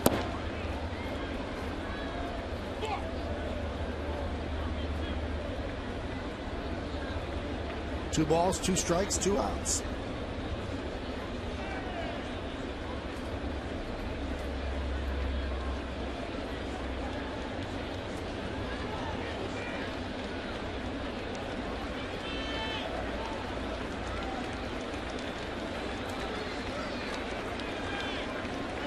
And the pitch. A base hit to right field for Sizemore. He's 2 for 2 against CC. Yeah, Sizemore's been wearing out left-handers this year. We saw him come off the bench last night and get a hit off Boone Logan. And now 2 hits off CC Sabathia tonight. This one goes to he kind of fought this one off. I don't know if he saved the bat, but he picked up a base hit. Here it is in Yesmo. Kind of try and keep those hands inside the ball, and he does. So he's on first, and here is Jamal Weeks. Weeks was 0 for 5 last night. Sizemore goes. Throw to second. Got him. Good throw by Cervelli. Good tag by Cano. End of the inning as the A's go down. Sizemore took off first pitch, but Cervelli actually threw a bullet and got him. We go to the bottom of the 5th.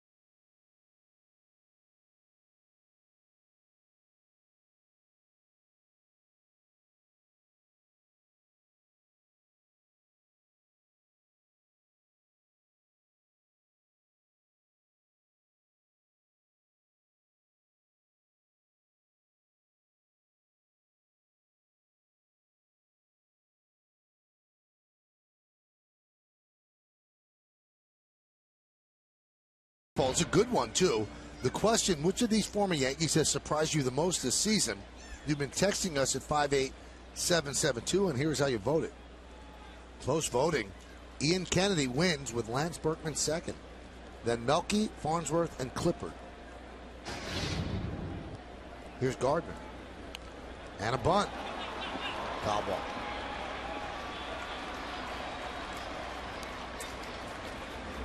You know, Michael, we've seen another number of home runs in this series as Gardner tries to lay down a bunt. Now, the interesting thing about these home runs being hit, the A's have allowed the fewest home runs in the league. And they play in a pretty tough park in Oakland to hit home runs, particularly in night games. The ball doesn't carry. But they've always talked about the number of home runs hit here at Yankee Stadium. The Yankees have hit have allowed the second fewest home runs in the league. Just 104. The A's have allowed 93. The Yankees have allowed 105 now. CC gave one up tonight. But still just second in the league in home runs allowed. And half their games here. Yeah. The 0-1. 1-1. On the Kia scoreboard, it's 1-1. Same as the count.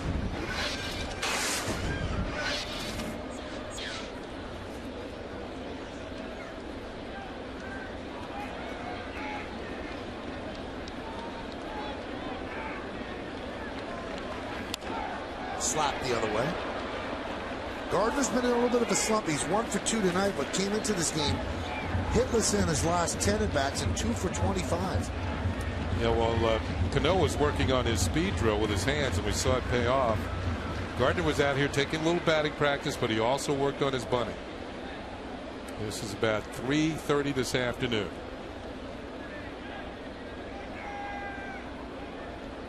One, 2.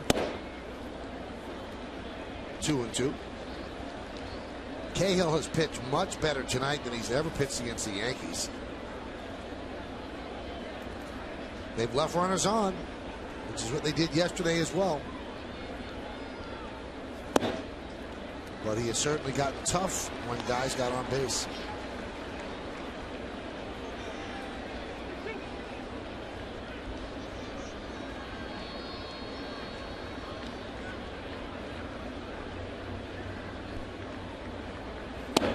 Strike 3, Gardner down looking. That's been an effective pitch for Cahill. He struck out Posada on that. Strikeout number 5, and once again the spillover. We've seen Bartolo Colon use it very effectively during the course of the season. And you can see it just come back and just clip the inside corner. That's what the pitcher's looking for.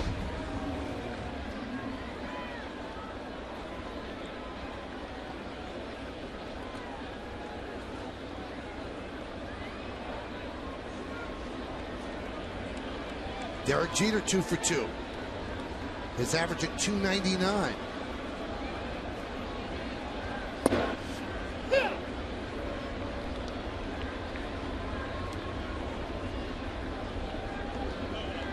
What a climb it's been for him since coming off the DL. Been one of the game's hottest hitters.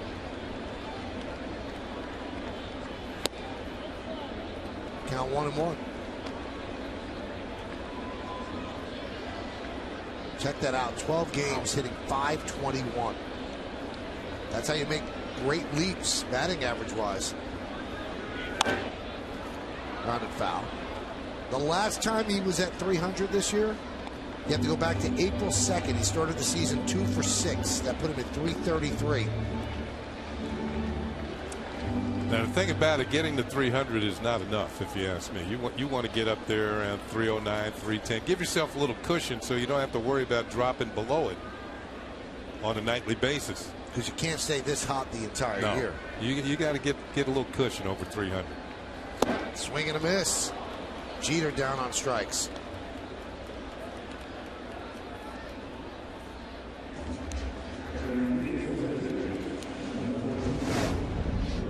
Sweeping breaking ball just out of the zone. And Jeter could not reach it.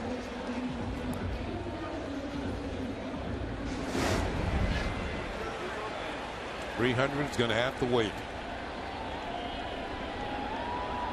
is Granderson. Curtis has 7 home runs in his last 13 games.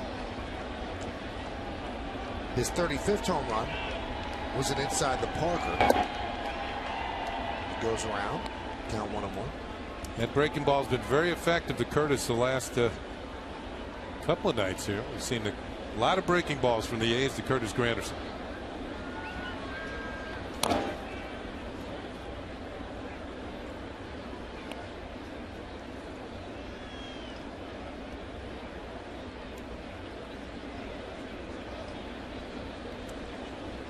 Last night, Brandon McCarthy featured a very good breaking ball, and so has Cahill tonight. 1-2. Still 1-2.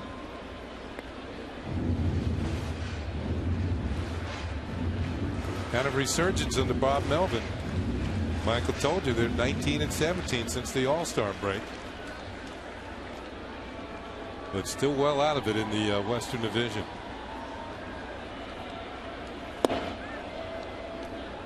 A's are 15 games behind the front-running Texas Rangers. 9 games under with Guerin, 3 games over with Melvin. 3 games under with Melvin, I'm sorry. So that's just a better shade of bad. Well, closer to being mediocre. Right. 2-2. Locked it to left field. Matsui will put it away to end the 1-2-3 inning. We go to the 6th. Yankees won and the A's won right here on Yes.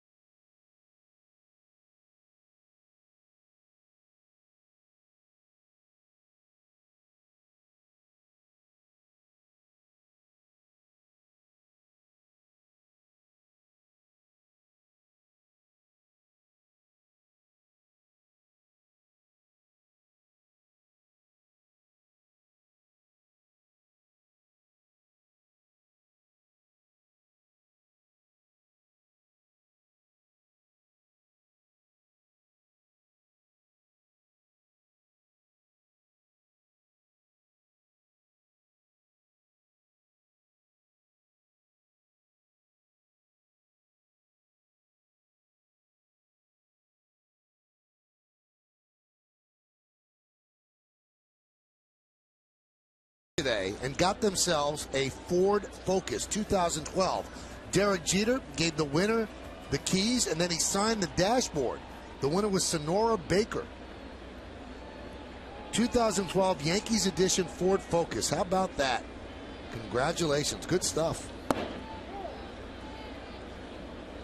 Jamal Weeks was up when Scott Sizemore got gunned down at second, so up again and the count 1-0. Weeks flied out to left and flied out to right.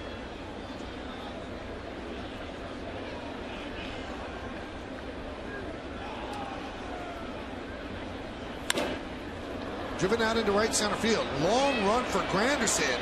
He's not going to get there, and it goes up against the wall. Weeks is thinking 3. There he goes. The throw from Cano. Got him. Oh, what a throw by Robinson Cano.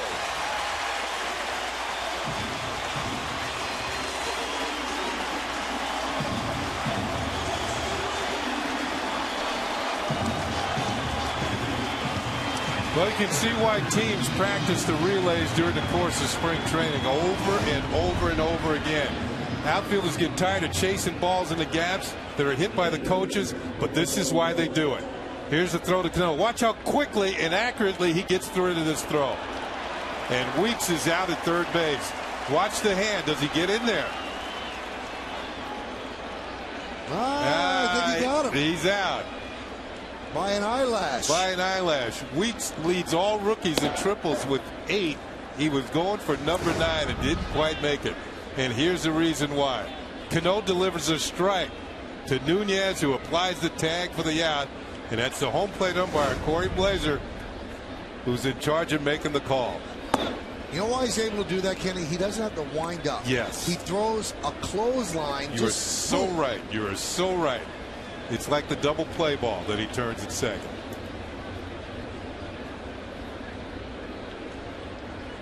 Wow.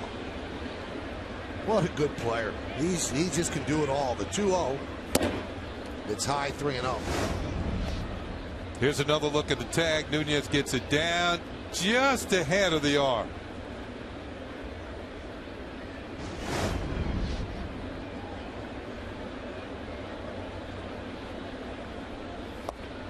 He's just out there chewing gum, blowing bubbles. And making 15-game hitting streak, making plays. Not too bad.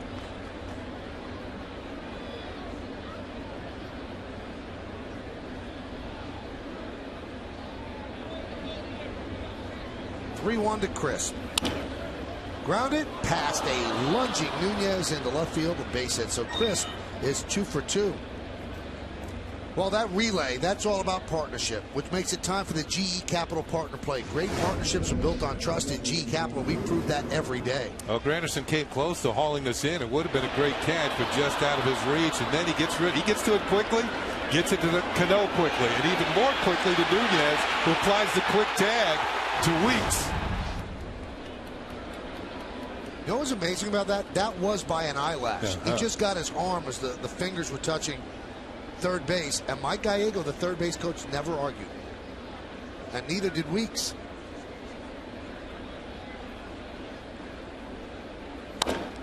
Matsui grounds one to Teixeira.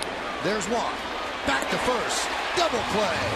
A 3-6-3 double play to end the inning. So the Yankees flashing the leather here in the 6th. No runs, 2 hits, and nobody left on base. We go to the bottom of the 6th. It's 1-1.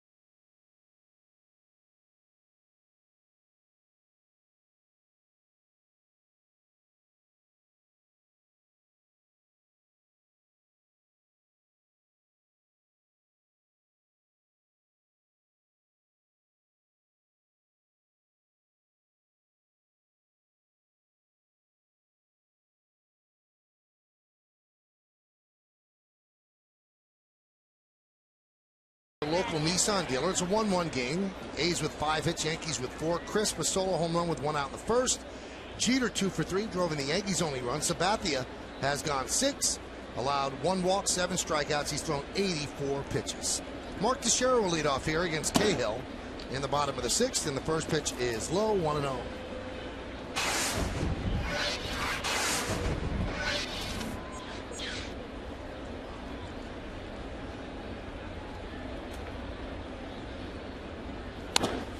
And played beautifully. That's the shortstop, Pennington, and he gets Teixeira for the first out. The A's, like many of the teams in the league, employ the shift whenever Teixeira comes to the plate.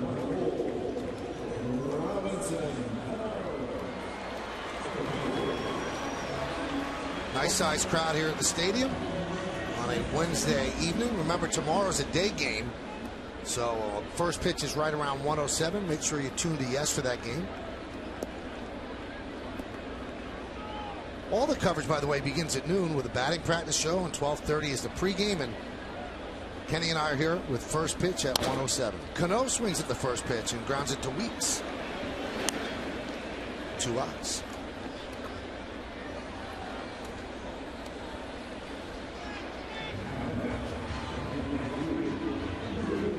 Going to bring up Nick Swisher. Nick Swisher revealed the other day that he is going on a honeymoon with his wife Joanna Garcia. They were busy when they got married over the winter. They were not able to get away.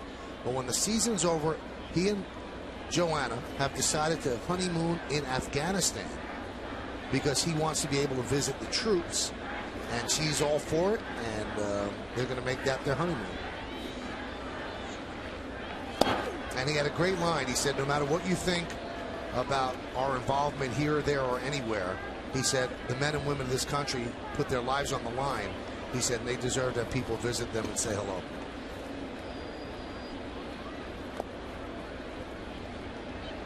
Count 1-1. Noble gesture by he and Joanna. I'm sure they'll be happy to see both of them.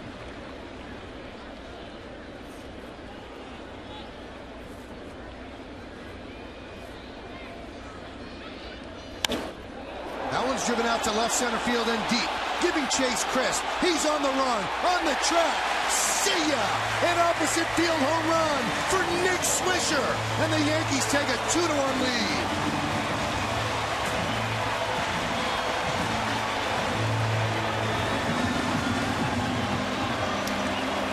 Well, Nick just missed being the hero last night. This could be the difference in the game tonight, the way these pitchers are going up and out over the plate. Hit well towards the A's bullpen, and that's where it's going to end up. Swisher's 17th of the year, and it gives the Yankees a 2-1 lead, a 2-out shot here in the 6th inning. And his 5th home run against Oakland this year.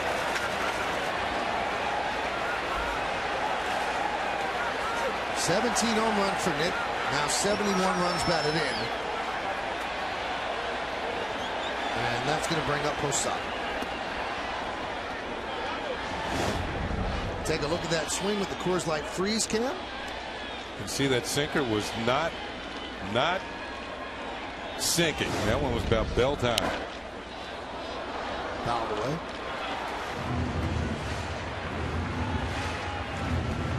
That was a long shot to the opposite field. He swung the bat well. He hit that 3-run home run yesterday. Almost won the game. And showing power the other way. Really good power to hit it that far the opposite field. He's got 17 homers, and he had just 3 through the first 2 months of the season. So he has really climbed out of a hole.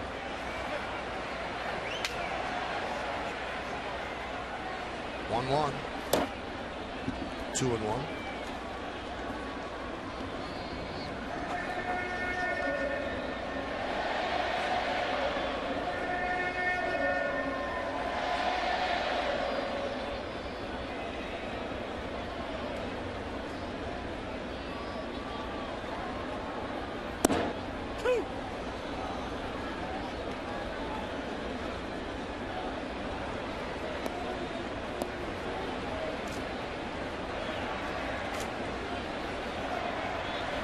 Back when he was with the Oakland A's, Swisher had a career-high 35 home runs.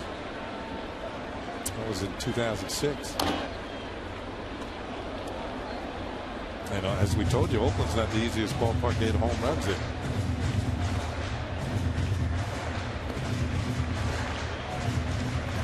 He likes hitting against his former team.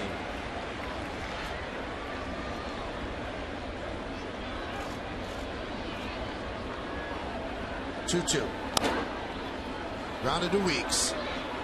Makes the play at first, and that will do it. 3 ground balls to Weeks, but in the middle of all that, Nick Swisher decides to go the other way. Crushes it into the A's bullpen, into the night, and into a 2-1 lead for the Yankees.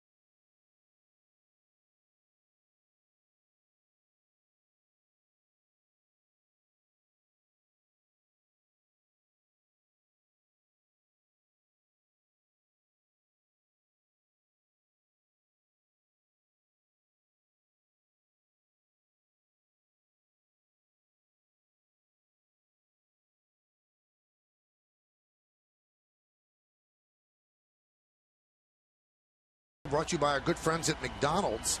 Jamal Weeks 1 for 3 with a double. Tried to stretch it to a triple. Great play by Cano. Coco Crispy on the offense for the A's. 2 for 2. A home run in the first inning. Now, Sizemore has 2 hits as well. But boy, from 3 to 8, CeCe's getting it done. Nick Swisher got it done with a 2-out solo home run in the 6th to give the Yankees a 2-1 lead. And Sabathia deals to Willingham. High. Cadillac scoreboard shows us it's 2-1 Yanks. Each team with 5 hits.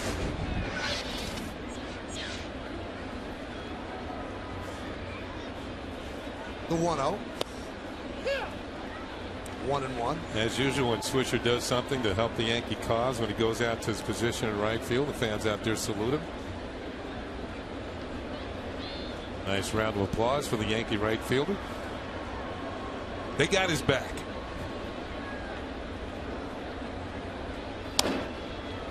High fly ball right field. Swisher puts it away.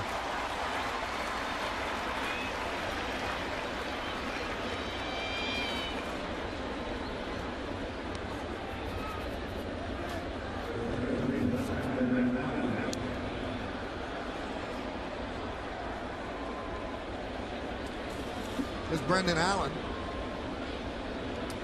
Now, Allen has been kind of feast or famine here in New York. He's got 2 home runs coming in last night's ball game, but every other time up the plate he has struck out swinging. This guy's making $10-12 million doing that. More than that. Adam Dunn comes to mind.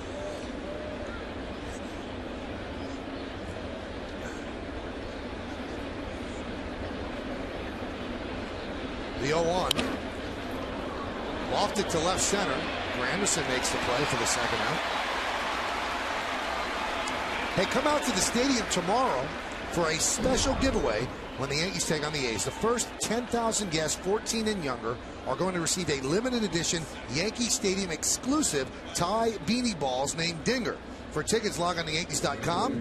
Visit the Yankee Stadium ticket window, Yankees clubhouse shops, or call Ticketmaster at 877-469-9849.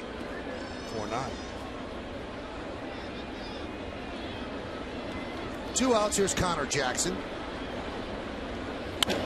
Line drive right at Cano. 6-pitch inning for CC Sabathia as he retires the A's in order.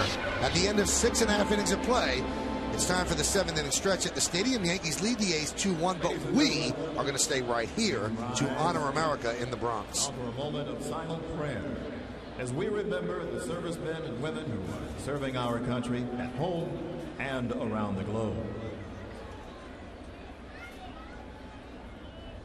Thank you. Now join in Kate Smith's rendition of God Bless America.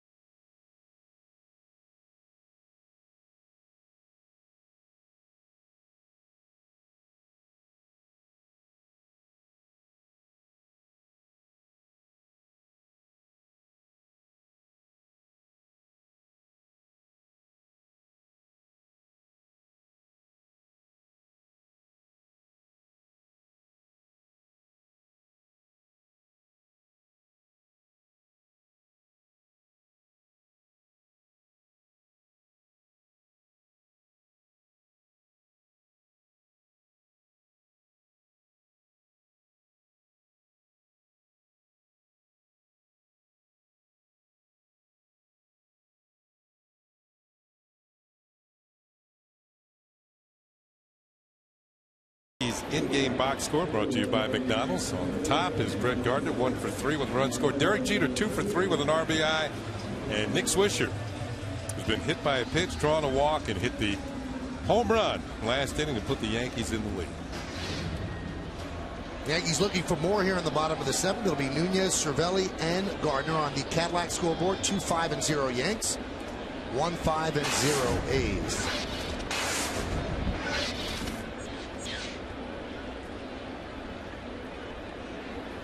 Nunez grounds one past a diving Sizemore. Off the sidewall, played out there by Matsui, and Nunez will be in there with a double.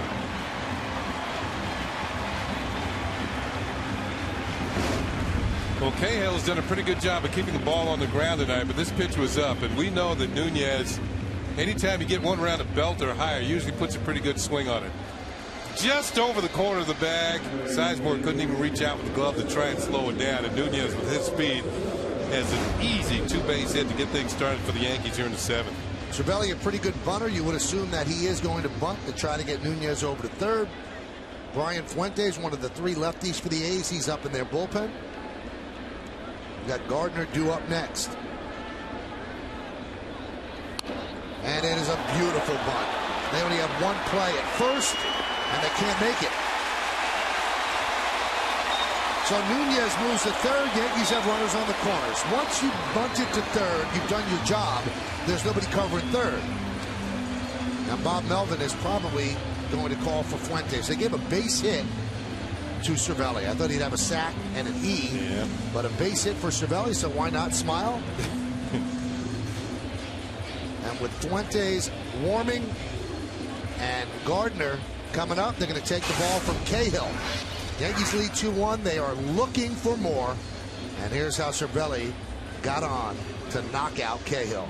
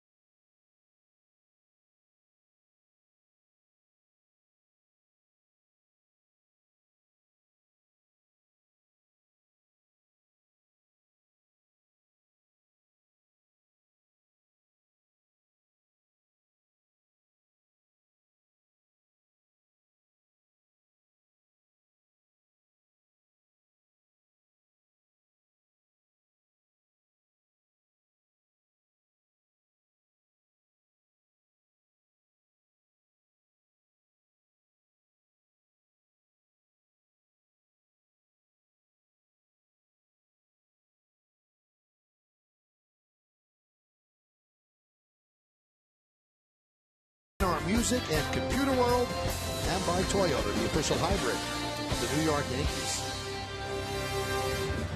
Bob Melvin makes the call to the bullpen, brought to you by AT&T. And he's going to call on Brian Fuentes.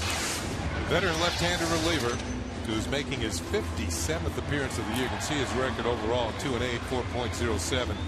Over the years, he's been a much better pitcher than that. And lately, he's been showing his prior form. He's allowed just 2 earned runs in 16 1/3 innings over his past 18 appearances.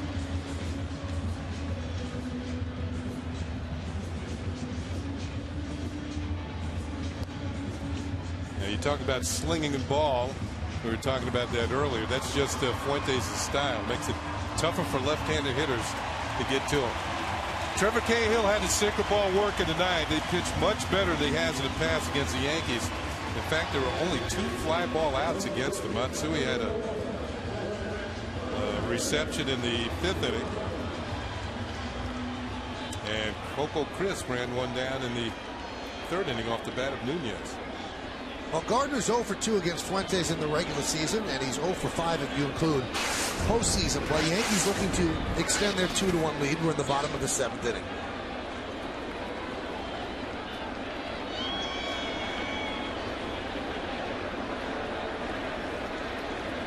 Fuentes deals outside.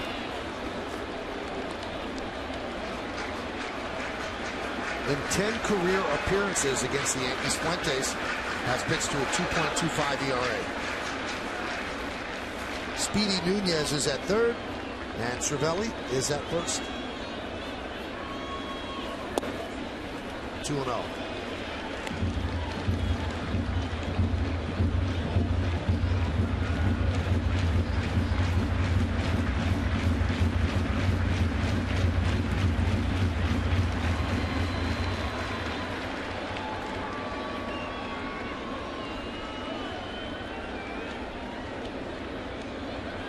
The 2-0 popped up. Just what Fuentes needed as Sizemore puts it away. 1 down.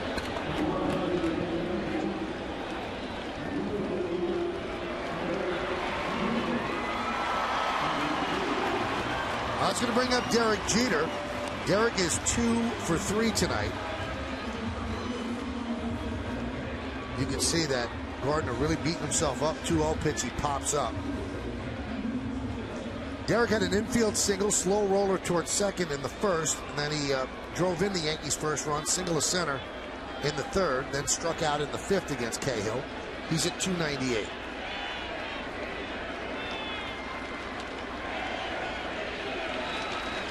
Sizemore's playing back. Didn't put it past Jeter to bunt.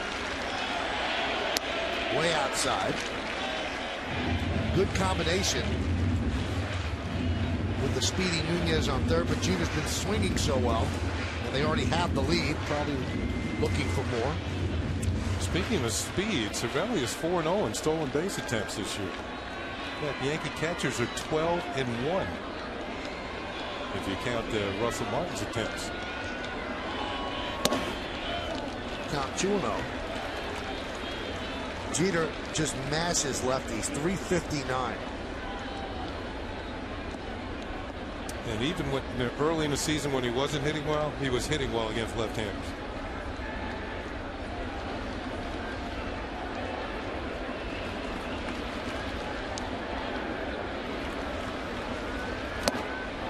Off-speed pitch, Jeter way out in front, 2-1.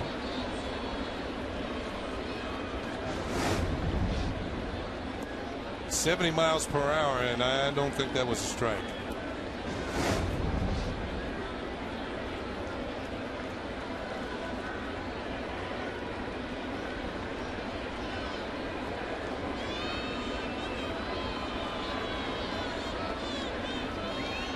The pitch, driven the other way.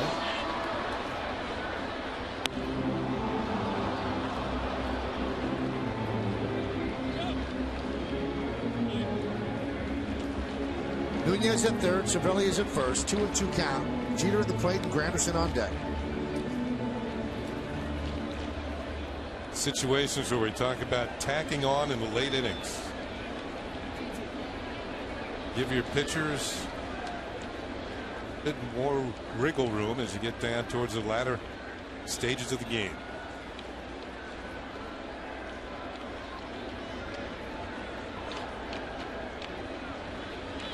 Two. Yeah. 3-2. Would the Yankees send Cervelli here with 3-2 and 1 out? Cahill, a very interested spectator. Well, the whole idea is for Jeter to put the ball in play with Cervelli on the move. Fuentes has yet to throw over the first base with Cervelli over there.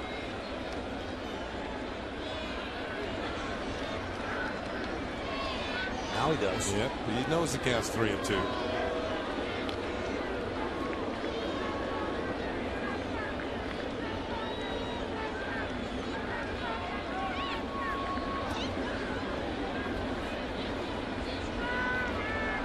I think he's going. Foul back. Now he did go. One reason I thought he should be going on the move. Even if the throw gets to second before he does, he should hold up and maybe Nunez have a chance to score from third. You're looking for a guy at third base to have good speed, and Nunez does. Plus, if Jeter hits the ball on the ground, you stay out of the double play.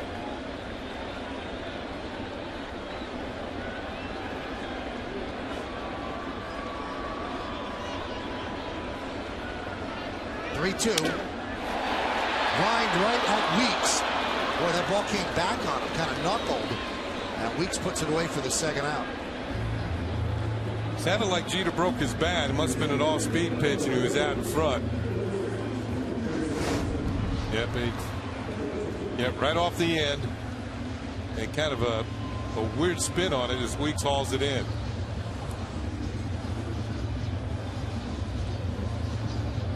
There's the play. No play at first. Good read by Cervelli.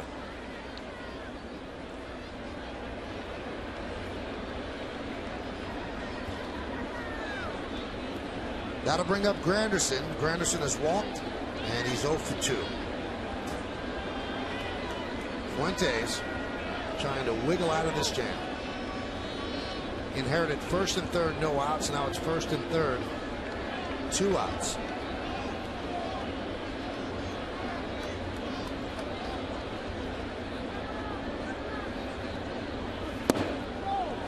Missed outside.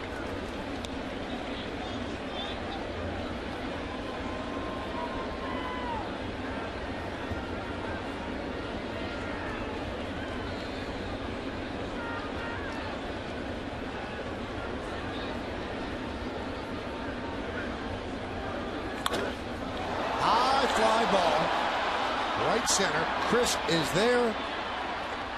And puts it away for the final out. Outstanding job by Brian Fuentes. Get out of a first and third.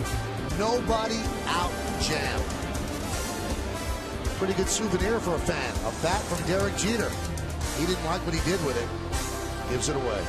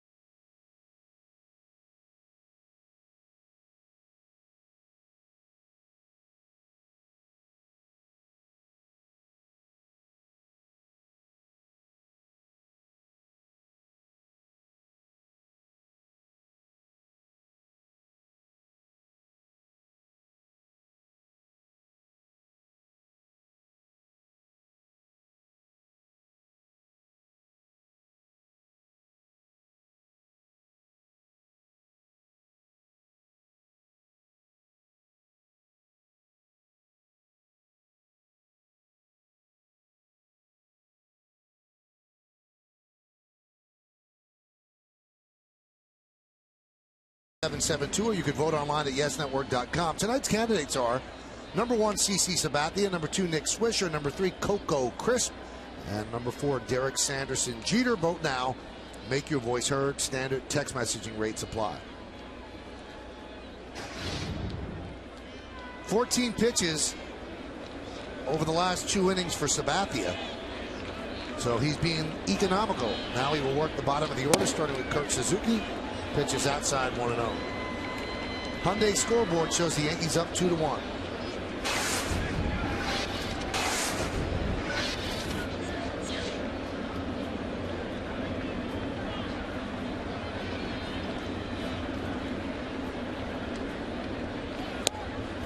Missed outside. 2-0. David Robertson, the 8th inning guy.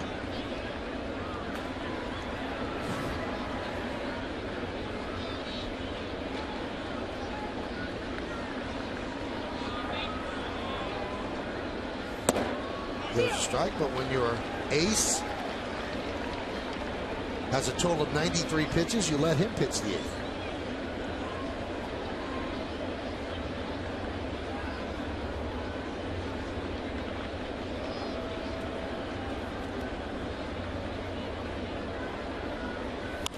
Line drive, a base hit. So Suzuki is 1 for 3.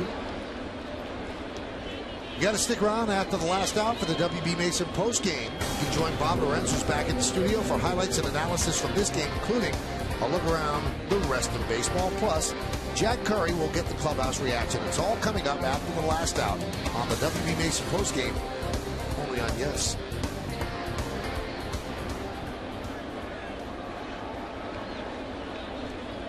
There's Cliff Pennington. Usually don't play for a tie on the road.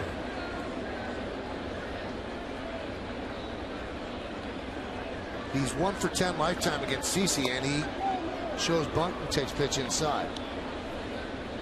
Well, Sizemore on deck is 2 for 2 with a double and a single, and he's hit well against lefties all season long. Maybe that's why Bob Melvin had Pennington thinking sacrifice bunt. Pennington leads the A's in sacrifices with 7. So he's a good bunter.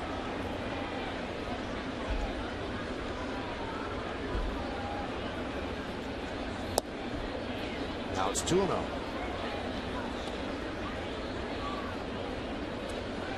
Not only does Pennington lead the A's in sacrifice bunts, he also leads them in sacrifice flies. It's Faustino de los Santos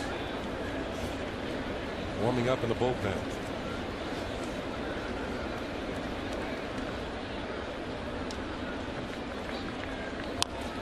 And he bunts. Sabathia fields, fires to Cano, so the sacrifice is successful, 1-4.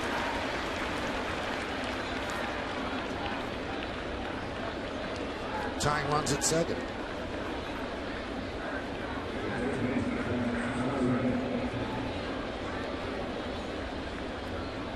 And with Sizemore up and his success against lefties, looks like Joe Girardi is coming to get CeCe. He looked over his right shoulder. He couldn't believe it. He's still looking over his right shoulder.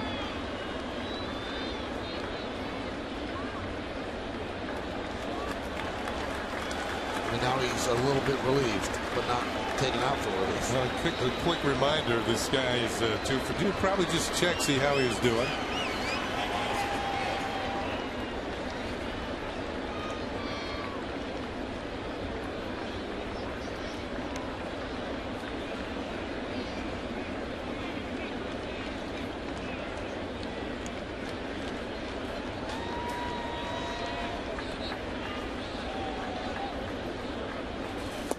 Swing and a miss. Nasty slider.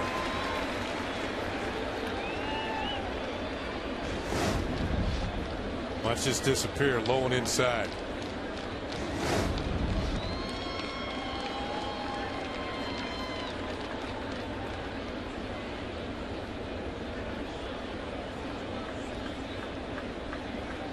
The 0-1. There's a strike. And that one planted on the back door.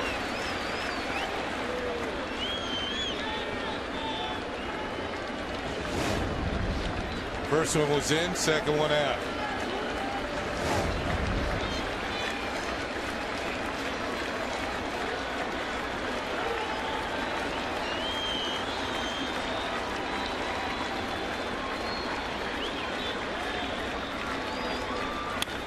That one is hammered down the left field line. It is a base hit into the corner that will tie the game. Suzuki scores. Sizemore with his 3rd hit. It's an RBI double. It's a 2-2 game. I think it was another breaking ball, and when you've thrown that many in a row, the last one has to be better than the first 2. And I believe the 3rd one was the worst one that he threw to Sizemore.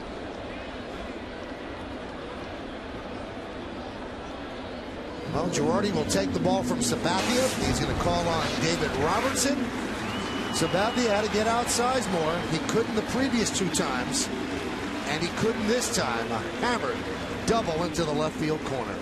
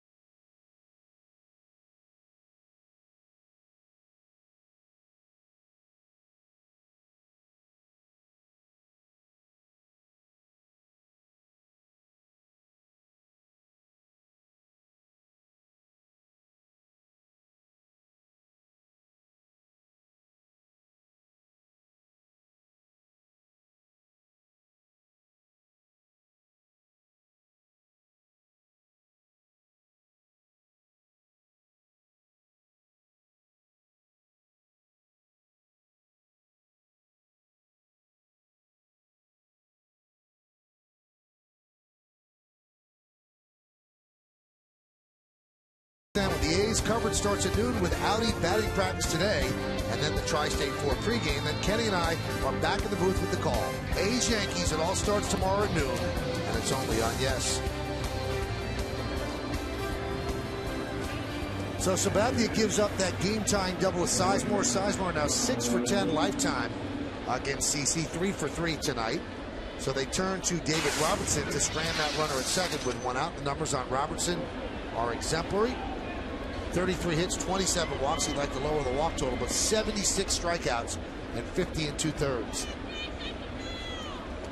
A couple of switch hitters at the top of the order for Bob Melvin. Ricky Weeks, Jamal Week, jumps over the other side of the plate.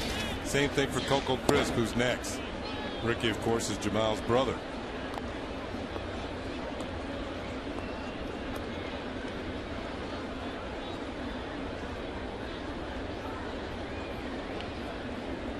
Sizemore's at second.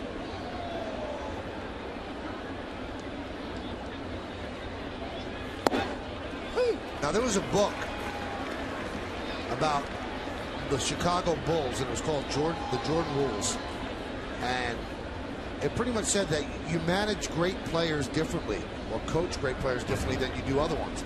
Any other starter on the Yankees is not facing Sizemore there, but Girardi, knowing that that's his horse on the mound and he deserved the right to get out of the jam, he let Sabathia deal with Sizemore, and it didn't work this time.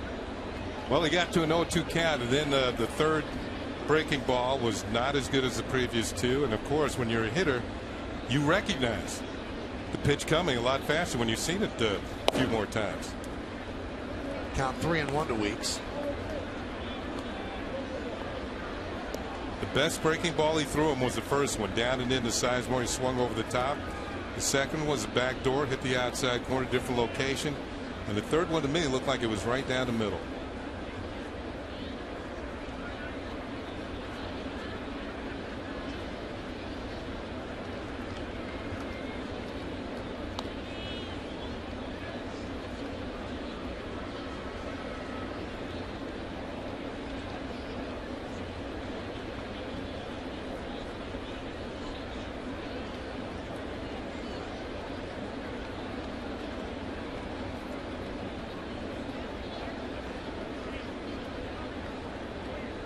One is not made as Robertson chases Sizemore back. You know, sometimes it's not so much to try and pick him off, it's just to shorten his lead in case there's a base hit. Might give the outfielders a better chance to throw him out at the plate.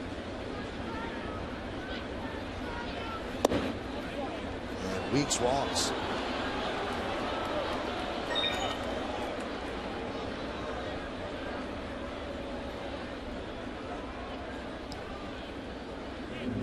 The only blemish on the landscape of David Robertson is the walk, but he usually gets out of it.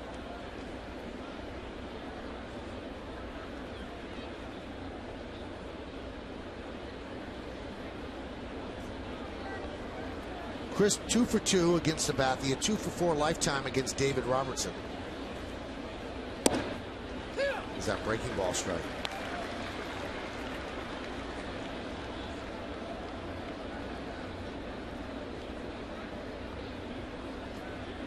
Chris has been a much better hitter against right-handed pitching this year.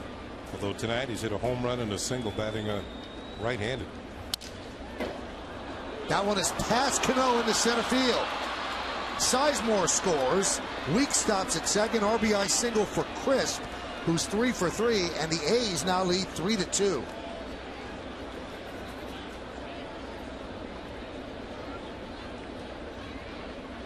Coco's had a big night. Even on a broken bat single, he's able to sneak one through the infield and pick up a base hit. All kind of sliding away from Robertson Cano's chance to come up with it. I don't think they would have gotten a double play. Crisp is too fast. But he's had himself a good night.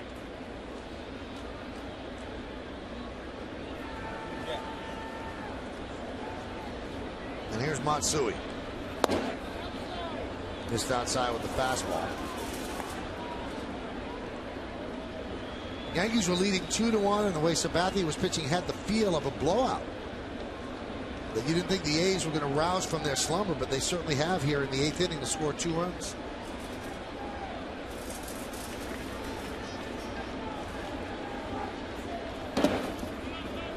Count 2-0. Well, CC had 7 strikeouts through the first 5 innings and seemed to be cruising. The only blemish was the home run by Crisp in the first. But then after that, things began to change a little bit. He got a great play from Cano to throw out Weeks. That was followed by a single, then a double play. He had a routine 1-2-3 7th inning. But then things started to unravel here in the 8th.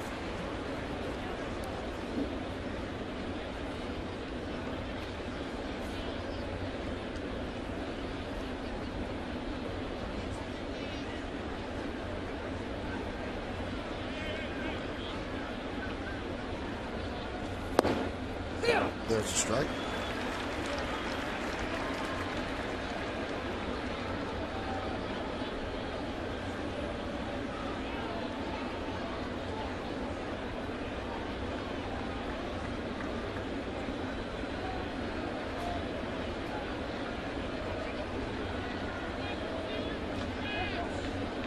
The 2-1. Now 3-1.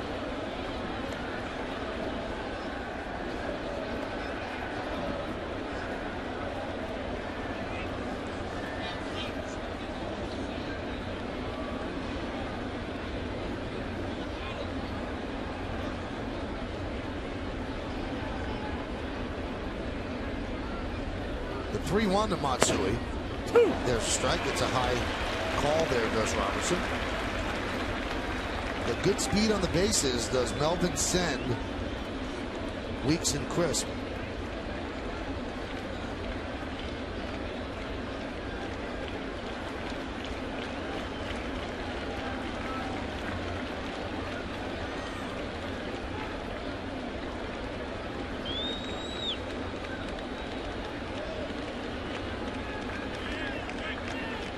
Runners go. Ball served the other way, foul.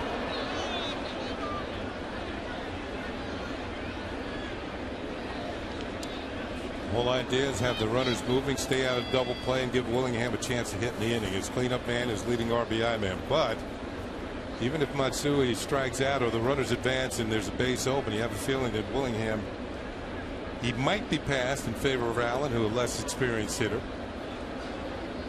Although Allen's a left-handed hitter.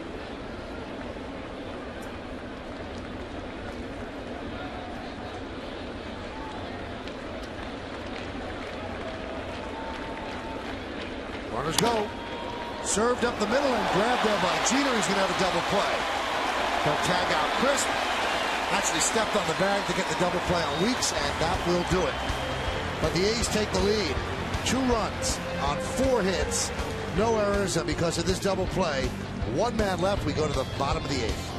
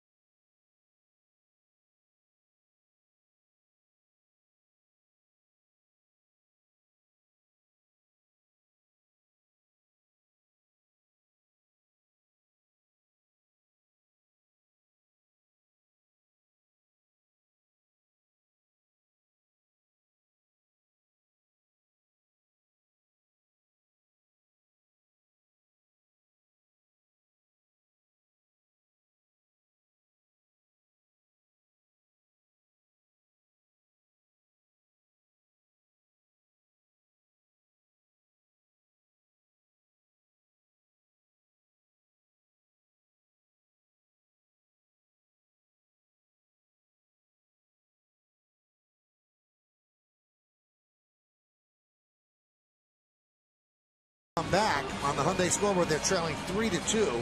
Pitcher of record on the losing side is CeCe. And right now the pitcher of record on the winning side is Brian Fuentes. Did such a good job in the 7th inning to strand 2 runners. Coco Crisp with the big hit and the big night for him. And the A's will bring on Grant Balfour to pitch the 8th. Now we saw Balfour in last night's ball game. This is going to be his 52nd appearance. He just threw 1/3 of an inning. Faced one man, got him out. And he has been doing an excellent job for these A's. He and Andrew Bailey have been a pretty good 1-2 punch, although Bailey did struggle somewhat last night in picking up his 17th save. Teixeira, Cano, Swisher here in the 8th. Red Sox beating up on the Rangers 11-1, top of the 7th inning in Texas. And Detroit and Tampa Bay, they're tied 2-2. I think it's the bottom of the 8th. Yes, it is the bottom of the 8th. Rafael Soriano warming for the Yanks.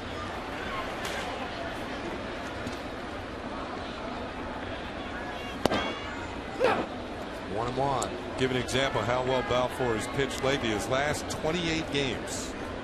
It's going back to May 28th. His earned run average stands at 0.95. He's been a good signing. And he spirited him away from the Tampa Bay Rays.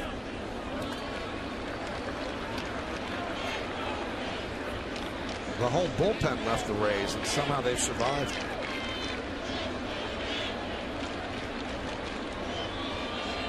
Two-one.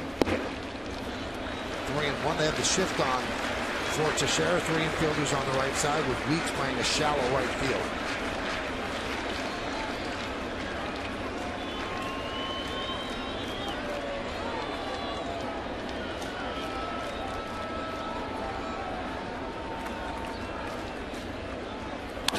That one is driven deep to right field. There it goes. See ya. Tie game. A long home run for Teixeira, his 35th of the year. Well, all good things must come to an end if you're Grant Balfour. He had not allowed a run in his last 6 appearances. That ends on a 3-1 pitch to Mark Teixeira. Target's low and away. Teixeira goes out and gets it. Number 35 on the season.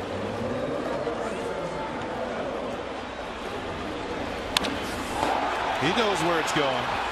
That's headed for the bleacher creatures. It had that unmistakable sound of a well-hit baseball. Pitch outside to Cano. So that gets CeCe off the hook. Balfour allows just his 2nd home run since May 26th. 2-0. Now Teixeira ties his teammate Curtis Granderson for 2nd place. Jose Bautista leads the majors with 37. Bautista's 37th came today. It's going to be quite a race. By the way, Teixeira's home run high, his career high in a season, is 43. He did that back with the Texas Rangers in 2005. I think that's in jeopardy this year.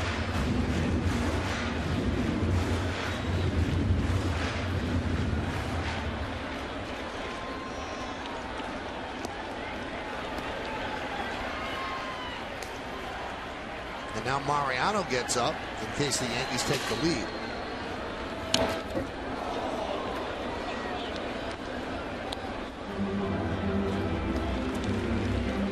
Mel was thinking back to back.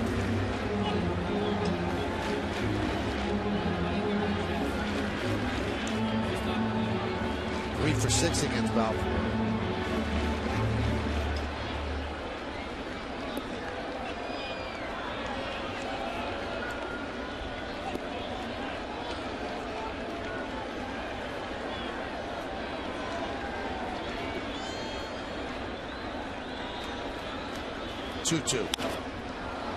Popped up. Shallow center. Pennington makes the play for the first time. In that big 05 campaign that Kenny talked about, Teixeira had 32 home runs on this date. So he's ahead of his personal pace.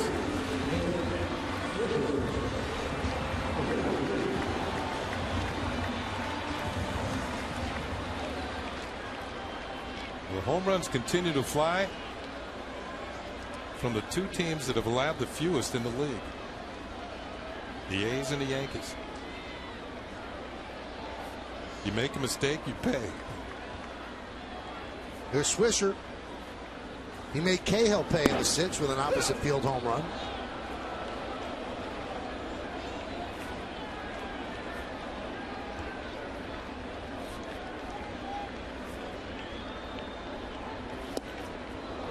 Going for the downs there, count 0-2.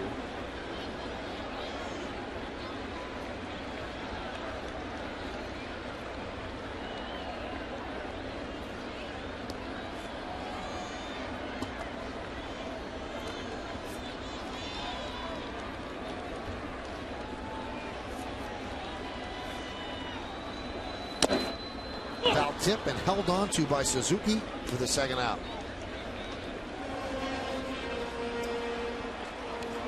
Yeah, you can see Balfour's a little upset with himself. The home run to Teixeira, but he pitched Swisher very tough. Fastball on the outside corner. All you can expect to do is foul it off. Swisher did get a piece of it, but it was held on to by Kurt Suzuki, the catcher, for the strikeout.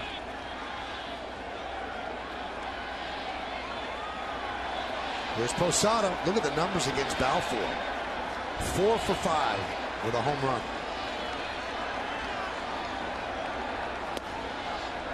Count 1-0.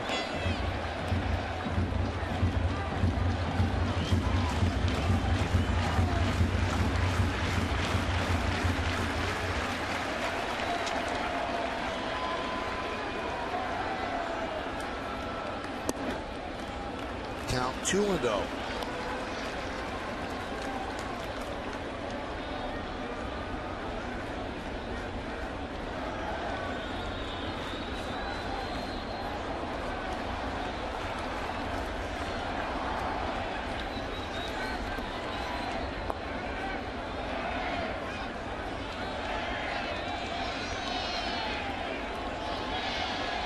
Is a count where a hitter can sit on a pitch. That was not the pitch. Strike one.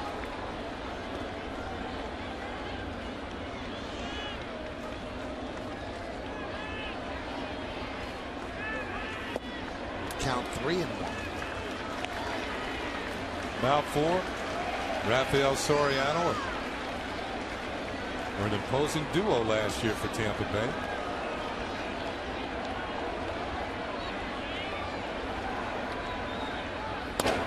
Served the other way, a base hit for Posada.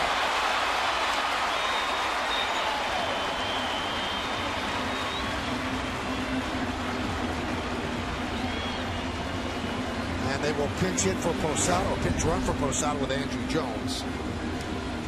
Outer third, good hitting by Posada. He tries to pull it, maybe it's a ground ball to second. Instead, it's a line drive in the left field for a hit.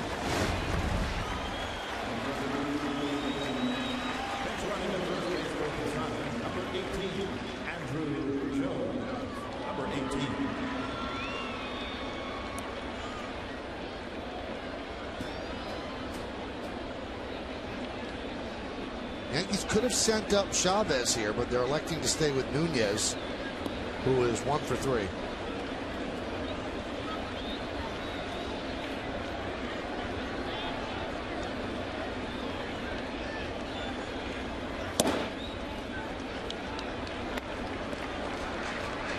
Count 1-0.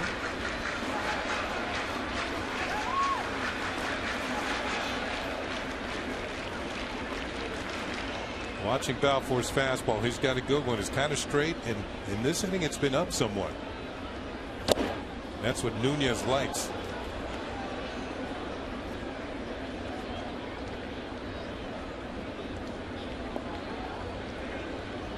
The A's outfielders are deep. They don't want a ball to go over their heads.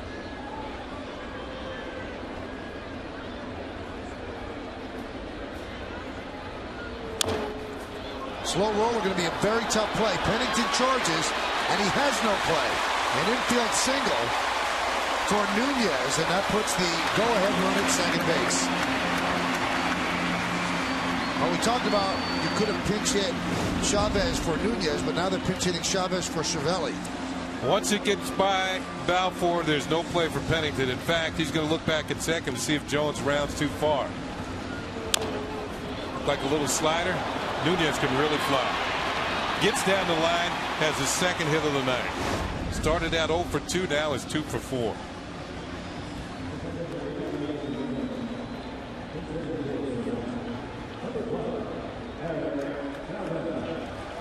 So Chavez will pinch hit for Cervelli. A couple of hits last night.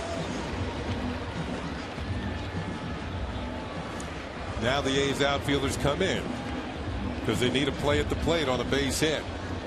Shows you how defensively outfielders just don't stand out there. They have to move around according to the situation.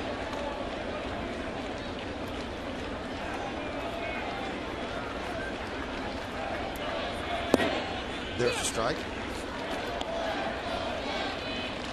3-3 game, bottom of the 8th.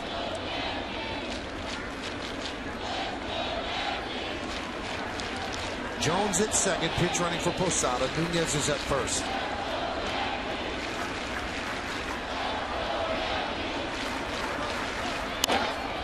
Lined right at Sizemore. So Chavez hit it hard, but lined it right at the third baseman. Well, the Yankees are going to win tonight. There's going to be pie involved, but they do tie the score. A leadoff home run here in the 8th inning by Mark Teixeira. His 35th of the year. 3-3. We go to the 9th.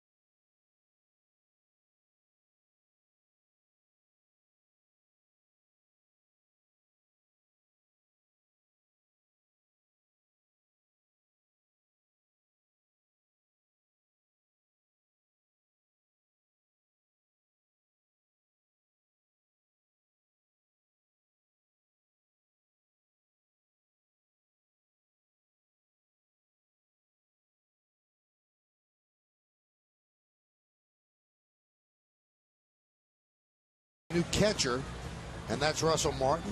Remember, Cervelli had gotten pinch hit for by Chavez. And they bring in the pitcher, Mariano Rivera. Now, tie game at home, you usually bring in your closer in the 9th, and you see the numbers on Mo. He's not as effective. It's not that he's ineffective. He's not as effective in non-save situations. A 2.45 ERA in these situations, 2.19 in save situations. You could have gone with Soriano, but the thinking is you'll never use your closer if you're tied after 8 innings at home, because they'd never be a save situation. If you win the game, it has to be a walk-off situation. And he's supposed to be your best guy out there, so you bring him in at least for an inning to hold the opposition at bay. Willingham starts it off. There's a strike.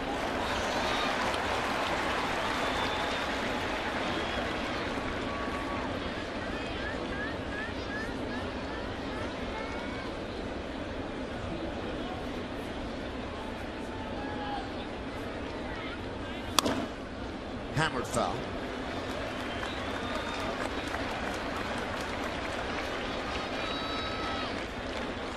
The little guy's happy.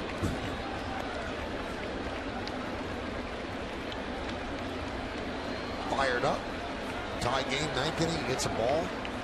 Ball's good. The 0-2. Missed outside with the cutter.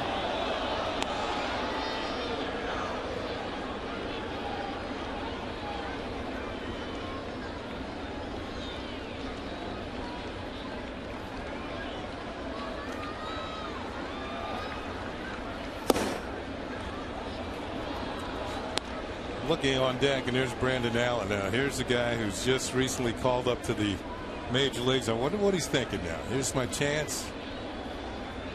I've watched this guy. Greatest closer of all time, and I'm going to get an opportunity. Willingham swings and misses, one away. And just see the guy up front of you strike out. Target's low and away, and the pitch is right to the glove. Martin could have been blindfolded and caught this one. There it is on Yesmo. Perfect strike from Mariano Rivera. A swing and a miss. Here is Brandon Allen.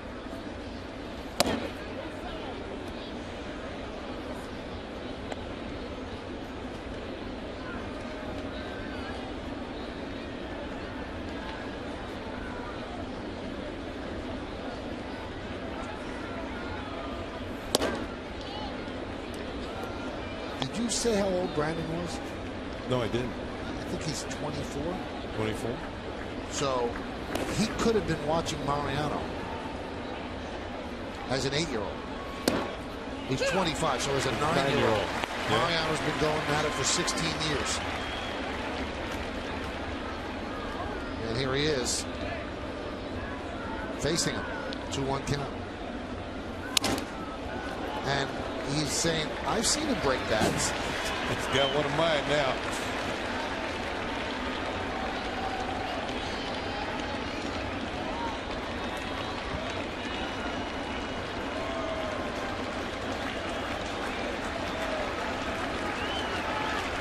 And Bat Boy's always on call with left-handed hitters with more on the mound.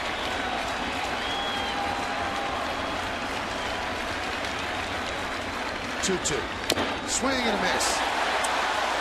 Mariano has now struck out 7 of the last 11 batters that he's faced. And as David Cohen would say, he worked him over.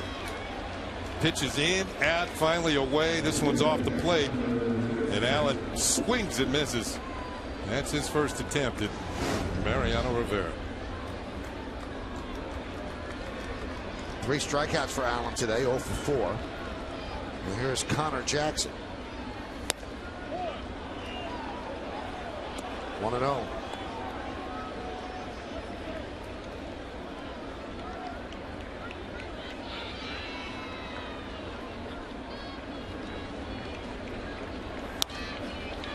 Looped into right field, coming on Swisher, and he makes the play.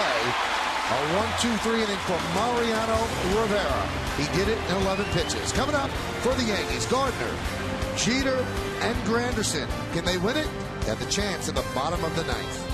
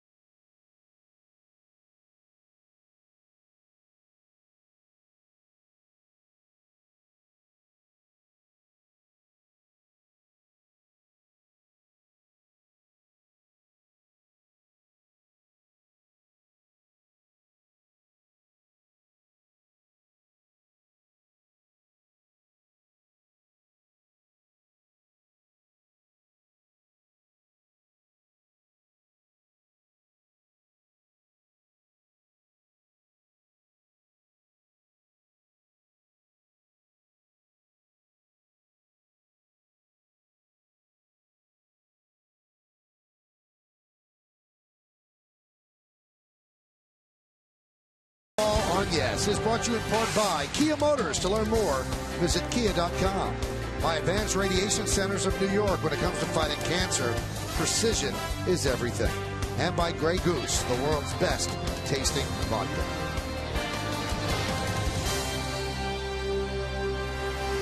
We go to the bottom of the ninth. Yankees trailed this one 1-0. They led 2-1. Then they trailed 3-2. Tied it up at 3-3 on Teixeira's home run of the eighth. And that's where we stand in the bottom of the ninth inning, as the A's again go to their bullpen, and it will be Faustino de los Santos. Well, he's had a couple appearances against the Yankees this year, and he hasn't allowed a run. In fact, he has struck out 7 in 3 1/3 innings against the Yankees this year. You can see the 28 strikeouts in 22 in the third innings. 12 walks, maybe a bit too many, but he's a hard thrower. And the Yankees going to get a look at him tonight. Speaking of hard throwing, Mariano Rivera. It's about the speed, but more with Mo, it's about the location. Perfect tonight. He just threw the ball just where he wanted to.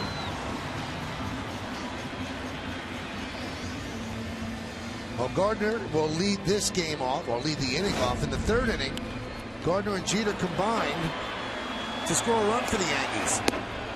Gardner infield single, then a stolen base, and then Jeter drives him home to tie the game at 1. That was in the third. Can that combination work again? Well, the A's are in at the corners, guarding against the bunt. Brett struck out in the first, infield single, the one you saw in the third, struck out again in the fifth, and popped to third in the seventh with runners on first and third and nobody out.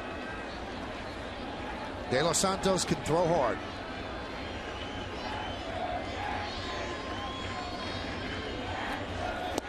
Short bunt, takes a strike. He can throw hard, as you can see from the 96-mile-an-hour reading. Yankees have 3 walk-off wins this year.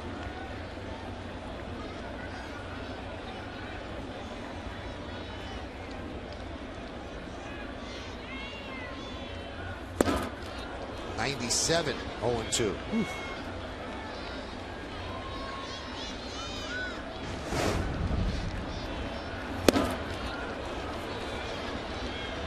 High heat.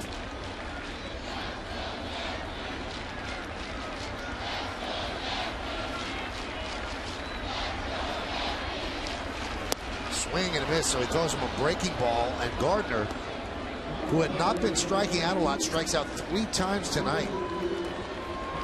What, he had 48 appearances without a strike? 49. 49. Yeah. And this is a nasty breaking ball. After all the high fastballs with power, breaking ball disappears on Gardner.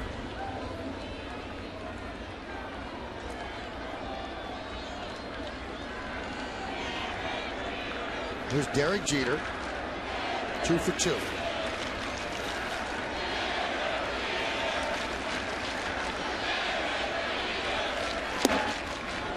In the month of August, Jeter's hitting .422.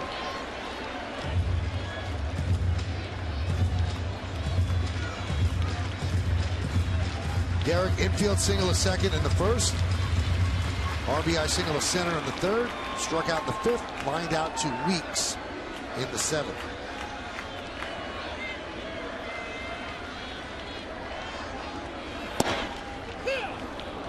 De Los Santos, unusual the way he wears his hat. He actually has the top of his ears in the hat.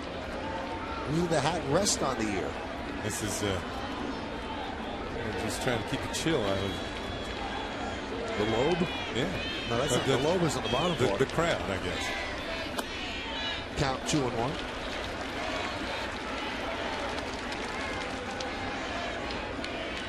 You never know. If he pitches well enough, he can start a trend.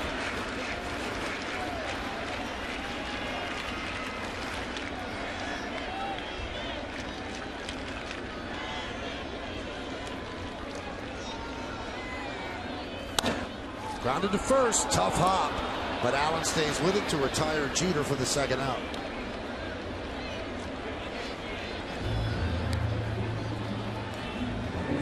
That's going to bring up Granderson.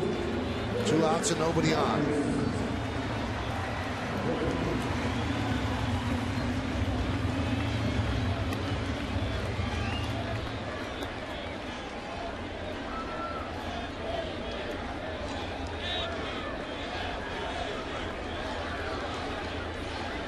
Anderson's looking for his first hit of this series. Started him with a breaking ball.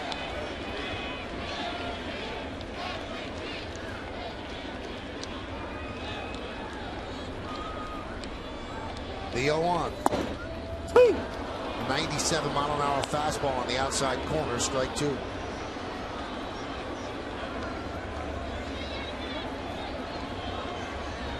Rafael Soriano up for the Yankees, likely pitch the 10th.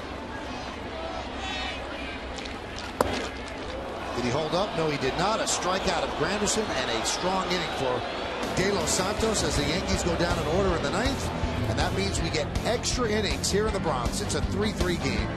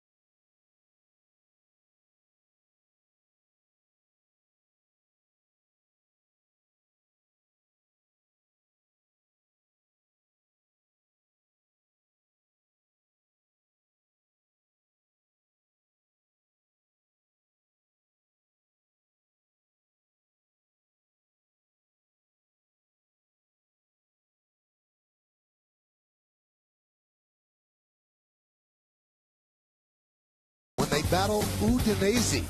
The Gunners prevailed in the crucial first leg of the playoff, but now they travel to Italy, where a victory moves them into the group stage. It all starts with match analysis on Arsenal 360 tomorrow at 10, right here on Yes.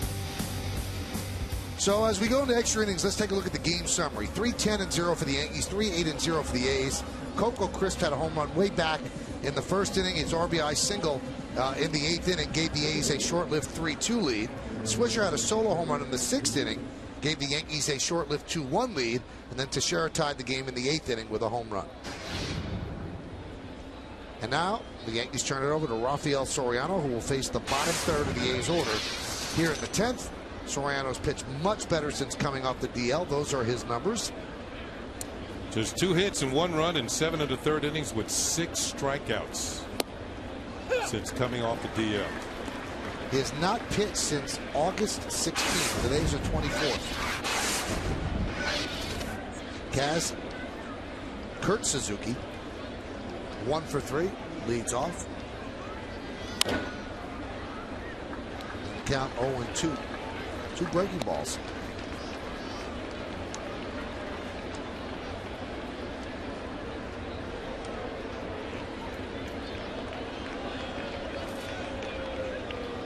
Suzuki's always been one of the busiest catchers in the league. He's started 102 games.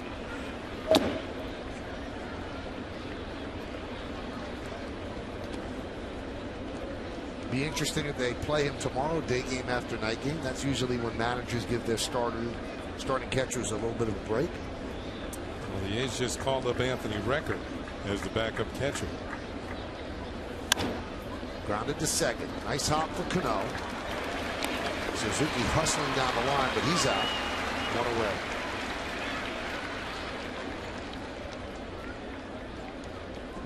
Crowd of 47,271 here at the ballpark. That's the 14th sellout of the year for the Yankees.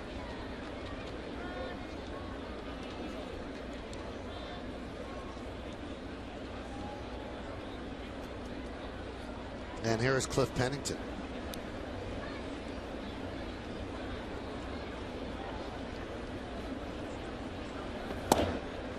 Strike.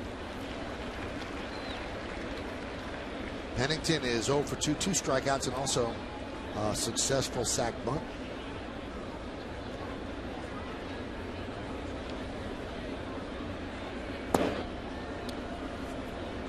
Count 1-1.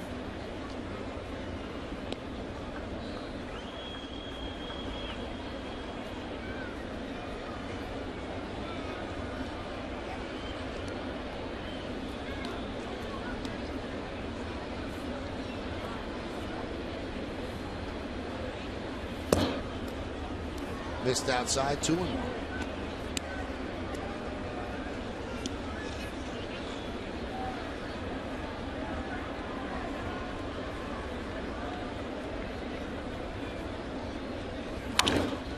Hammered into right field, a base hit for Pennington. So the A's have the go-ahead run on. Pennington, during his career, his brief career in the major leagues, has not hit well against the Yankees. He's under 200, but that time he got a pitch. Hit on the count, looking for a fastball, didn't miss it.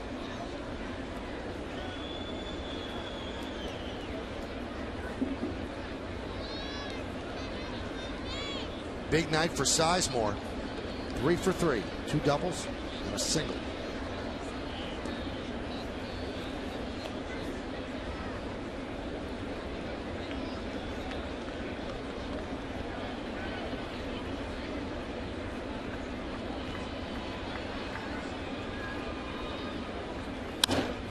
That one is looped into right center. It's going to be a base hit in front of Granderson. Moving to second is Pennington, and Sizemore 4 for 4. Well, we told you Sizemore really hits well against lefties, but he sticks in a hit against right-handed pitching here. He gets one off Soriano. Sizemore been under 200 against righties. That's why sometimes he's out of lineup when right-handed pitchers start. But tonight, a 4 for 4 night. First time he's ever done it. And with that hit, he probably jumped his average up against right-handers over 200. He's 199. Here's Jamal Weeks. Weeks 1 for 3 with a walk.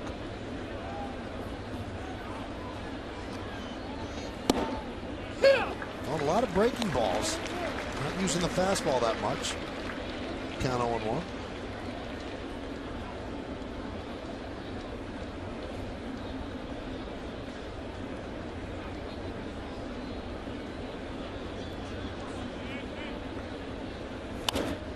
Fouled away. There's the fastball. Count 0-2.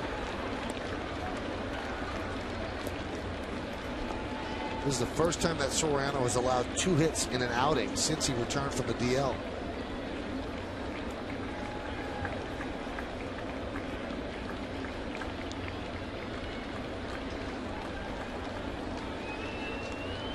The 0-2. Heat on the hands, fouled back. Closer Andrew Bailey is up in the A's bullpen.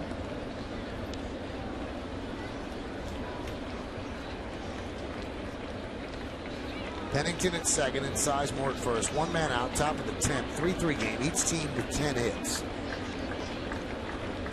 Neither team has committed an error. Swing and a miss. Got him. Off speed for the second out. Good pitch. He had Weeks flailing away. Took something off a breaking ball. And Weeks has been a good hitter with runners at scoring position this year, both at AAA and in the big leagues, but not this time.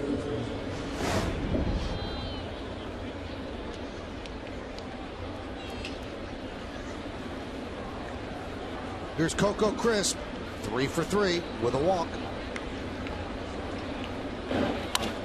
Driven deep to right field. There it goes. See ya. A 3-run home run for Crisp, his second home run of the night, and the Yankees trail 6-3.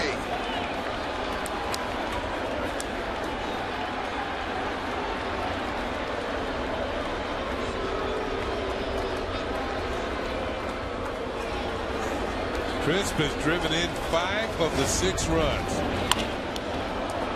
That wasn't a good breaking ball. It was in the middle of the plate. And Coco with a quick swing. Oof. Man, he's had a good night. Soriano hangs it. And Crisp jumps all over it. And the pitch to Matsui is a strike. That's just the second time in his career that he's had a multi-home run game. First time he's done it from both sides of the plate in the ball game. Broken back, ground ball to Jeter, and he gets Matsui, and that'll do it. But the Yankees have quite a hill to climb now. 3 runs on 3 hits. Nobody left on base.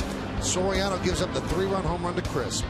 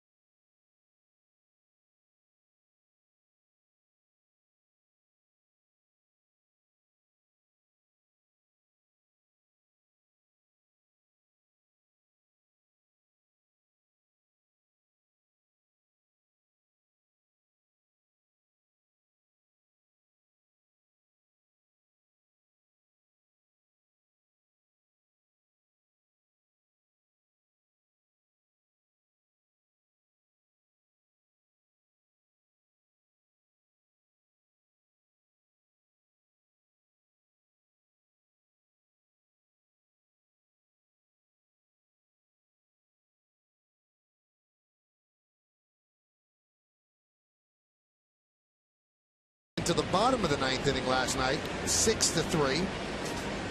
Trains headed home into Manhattan, but the Yankees said not just yet. Let's see if they have a rally in their bones. Coco Crisp has hurt them. He's driven in 5 of the 6 runs, 2 home runs, for only the 2nd time in his career. And Soriano serves up the 3-run shot into the 2nd deck in right field. Ryan Sweeney will take over in left field. And the pitcher in the bottom of the 9th yesterday who had so much trouble, Andrew Bailey, will try to close it out. Bailey had problems, but he did get the save in last night's game.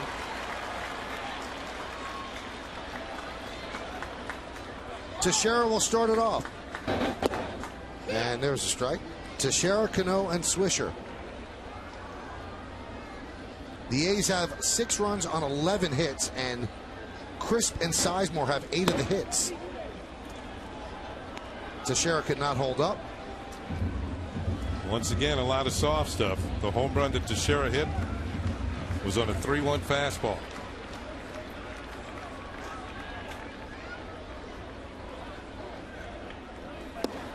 Missed outside.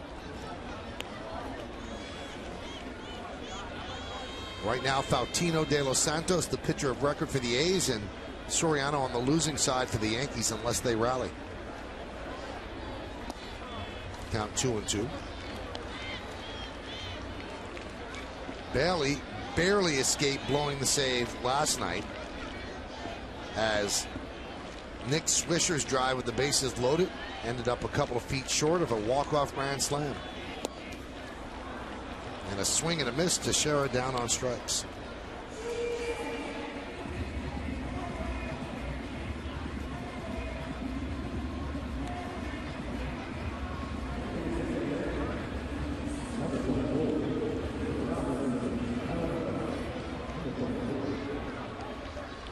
Well, some power from an unexpected source for the Oakland A's. Coco Crisp.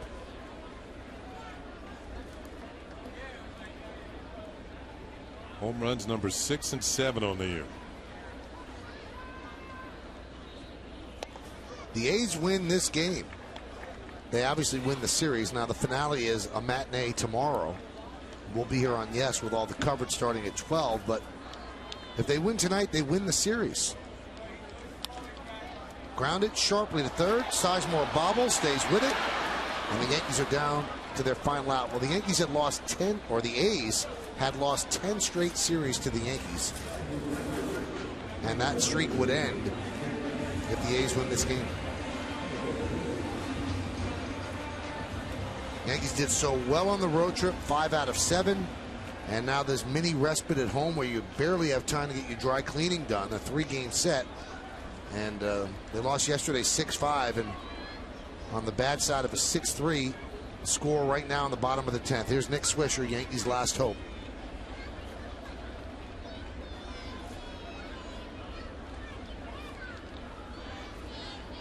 Swisher 1 for 2, a home run the other way in the 6th inning. Was hit by a pitch, he walked and struck out.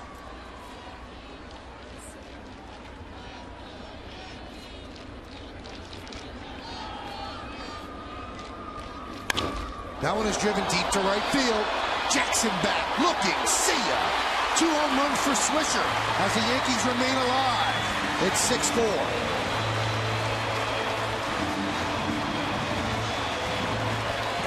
Three home runs in 2 games for Nick Swisher. Now has 18 on the season. And a third of those 18 have come against his former team, the A's. 6 home runs now against Oakland. High fastball, and he jacks it. The crack of the bat, and the ball sails off into the night.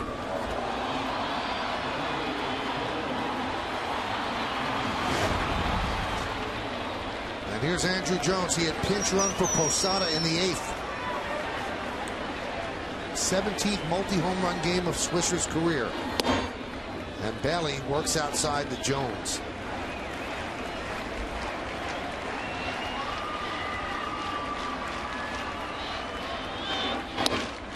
There's a strike. Must have just clipped the outside corner.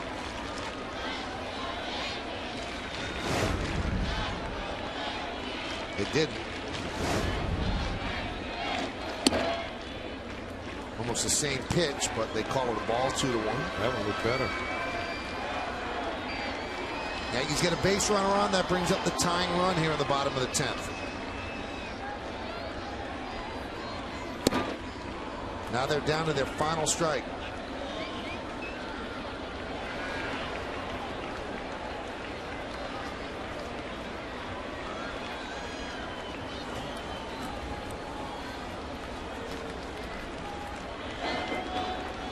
The 2-2. Swing and a miss. He got him on a breaking ball, and the Yankees lose the game 6-4. And the A's win the series, and they'll try for a sweep tomorrow afternoon. In the 10th, 1 run on 1 hit, no errors, and nobody left. And it's the first time the A's have won a series against the Yankees since 2007. Stick around for the postgame show to find out who's tonight's Chevy player of the game. We'll be back to wrap it up. The A's beat the Yanks 6-4 in 10.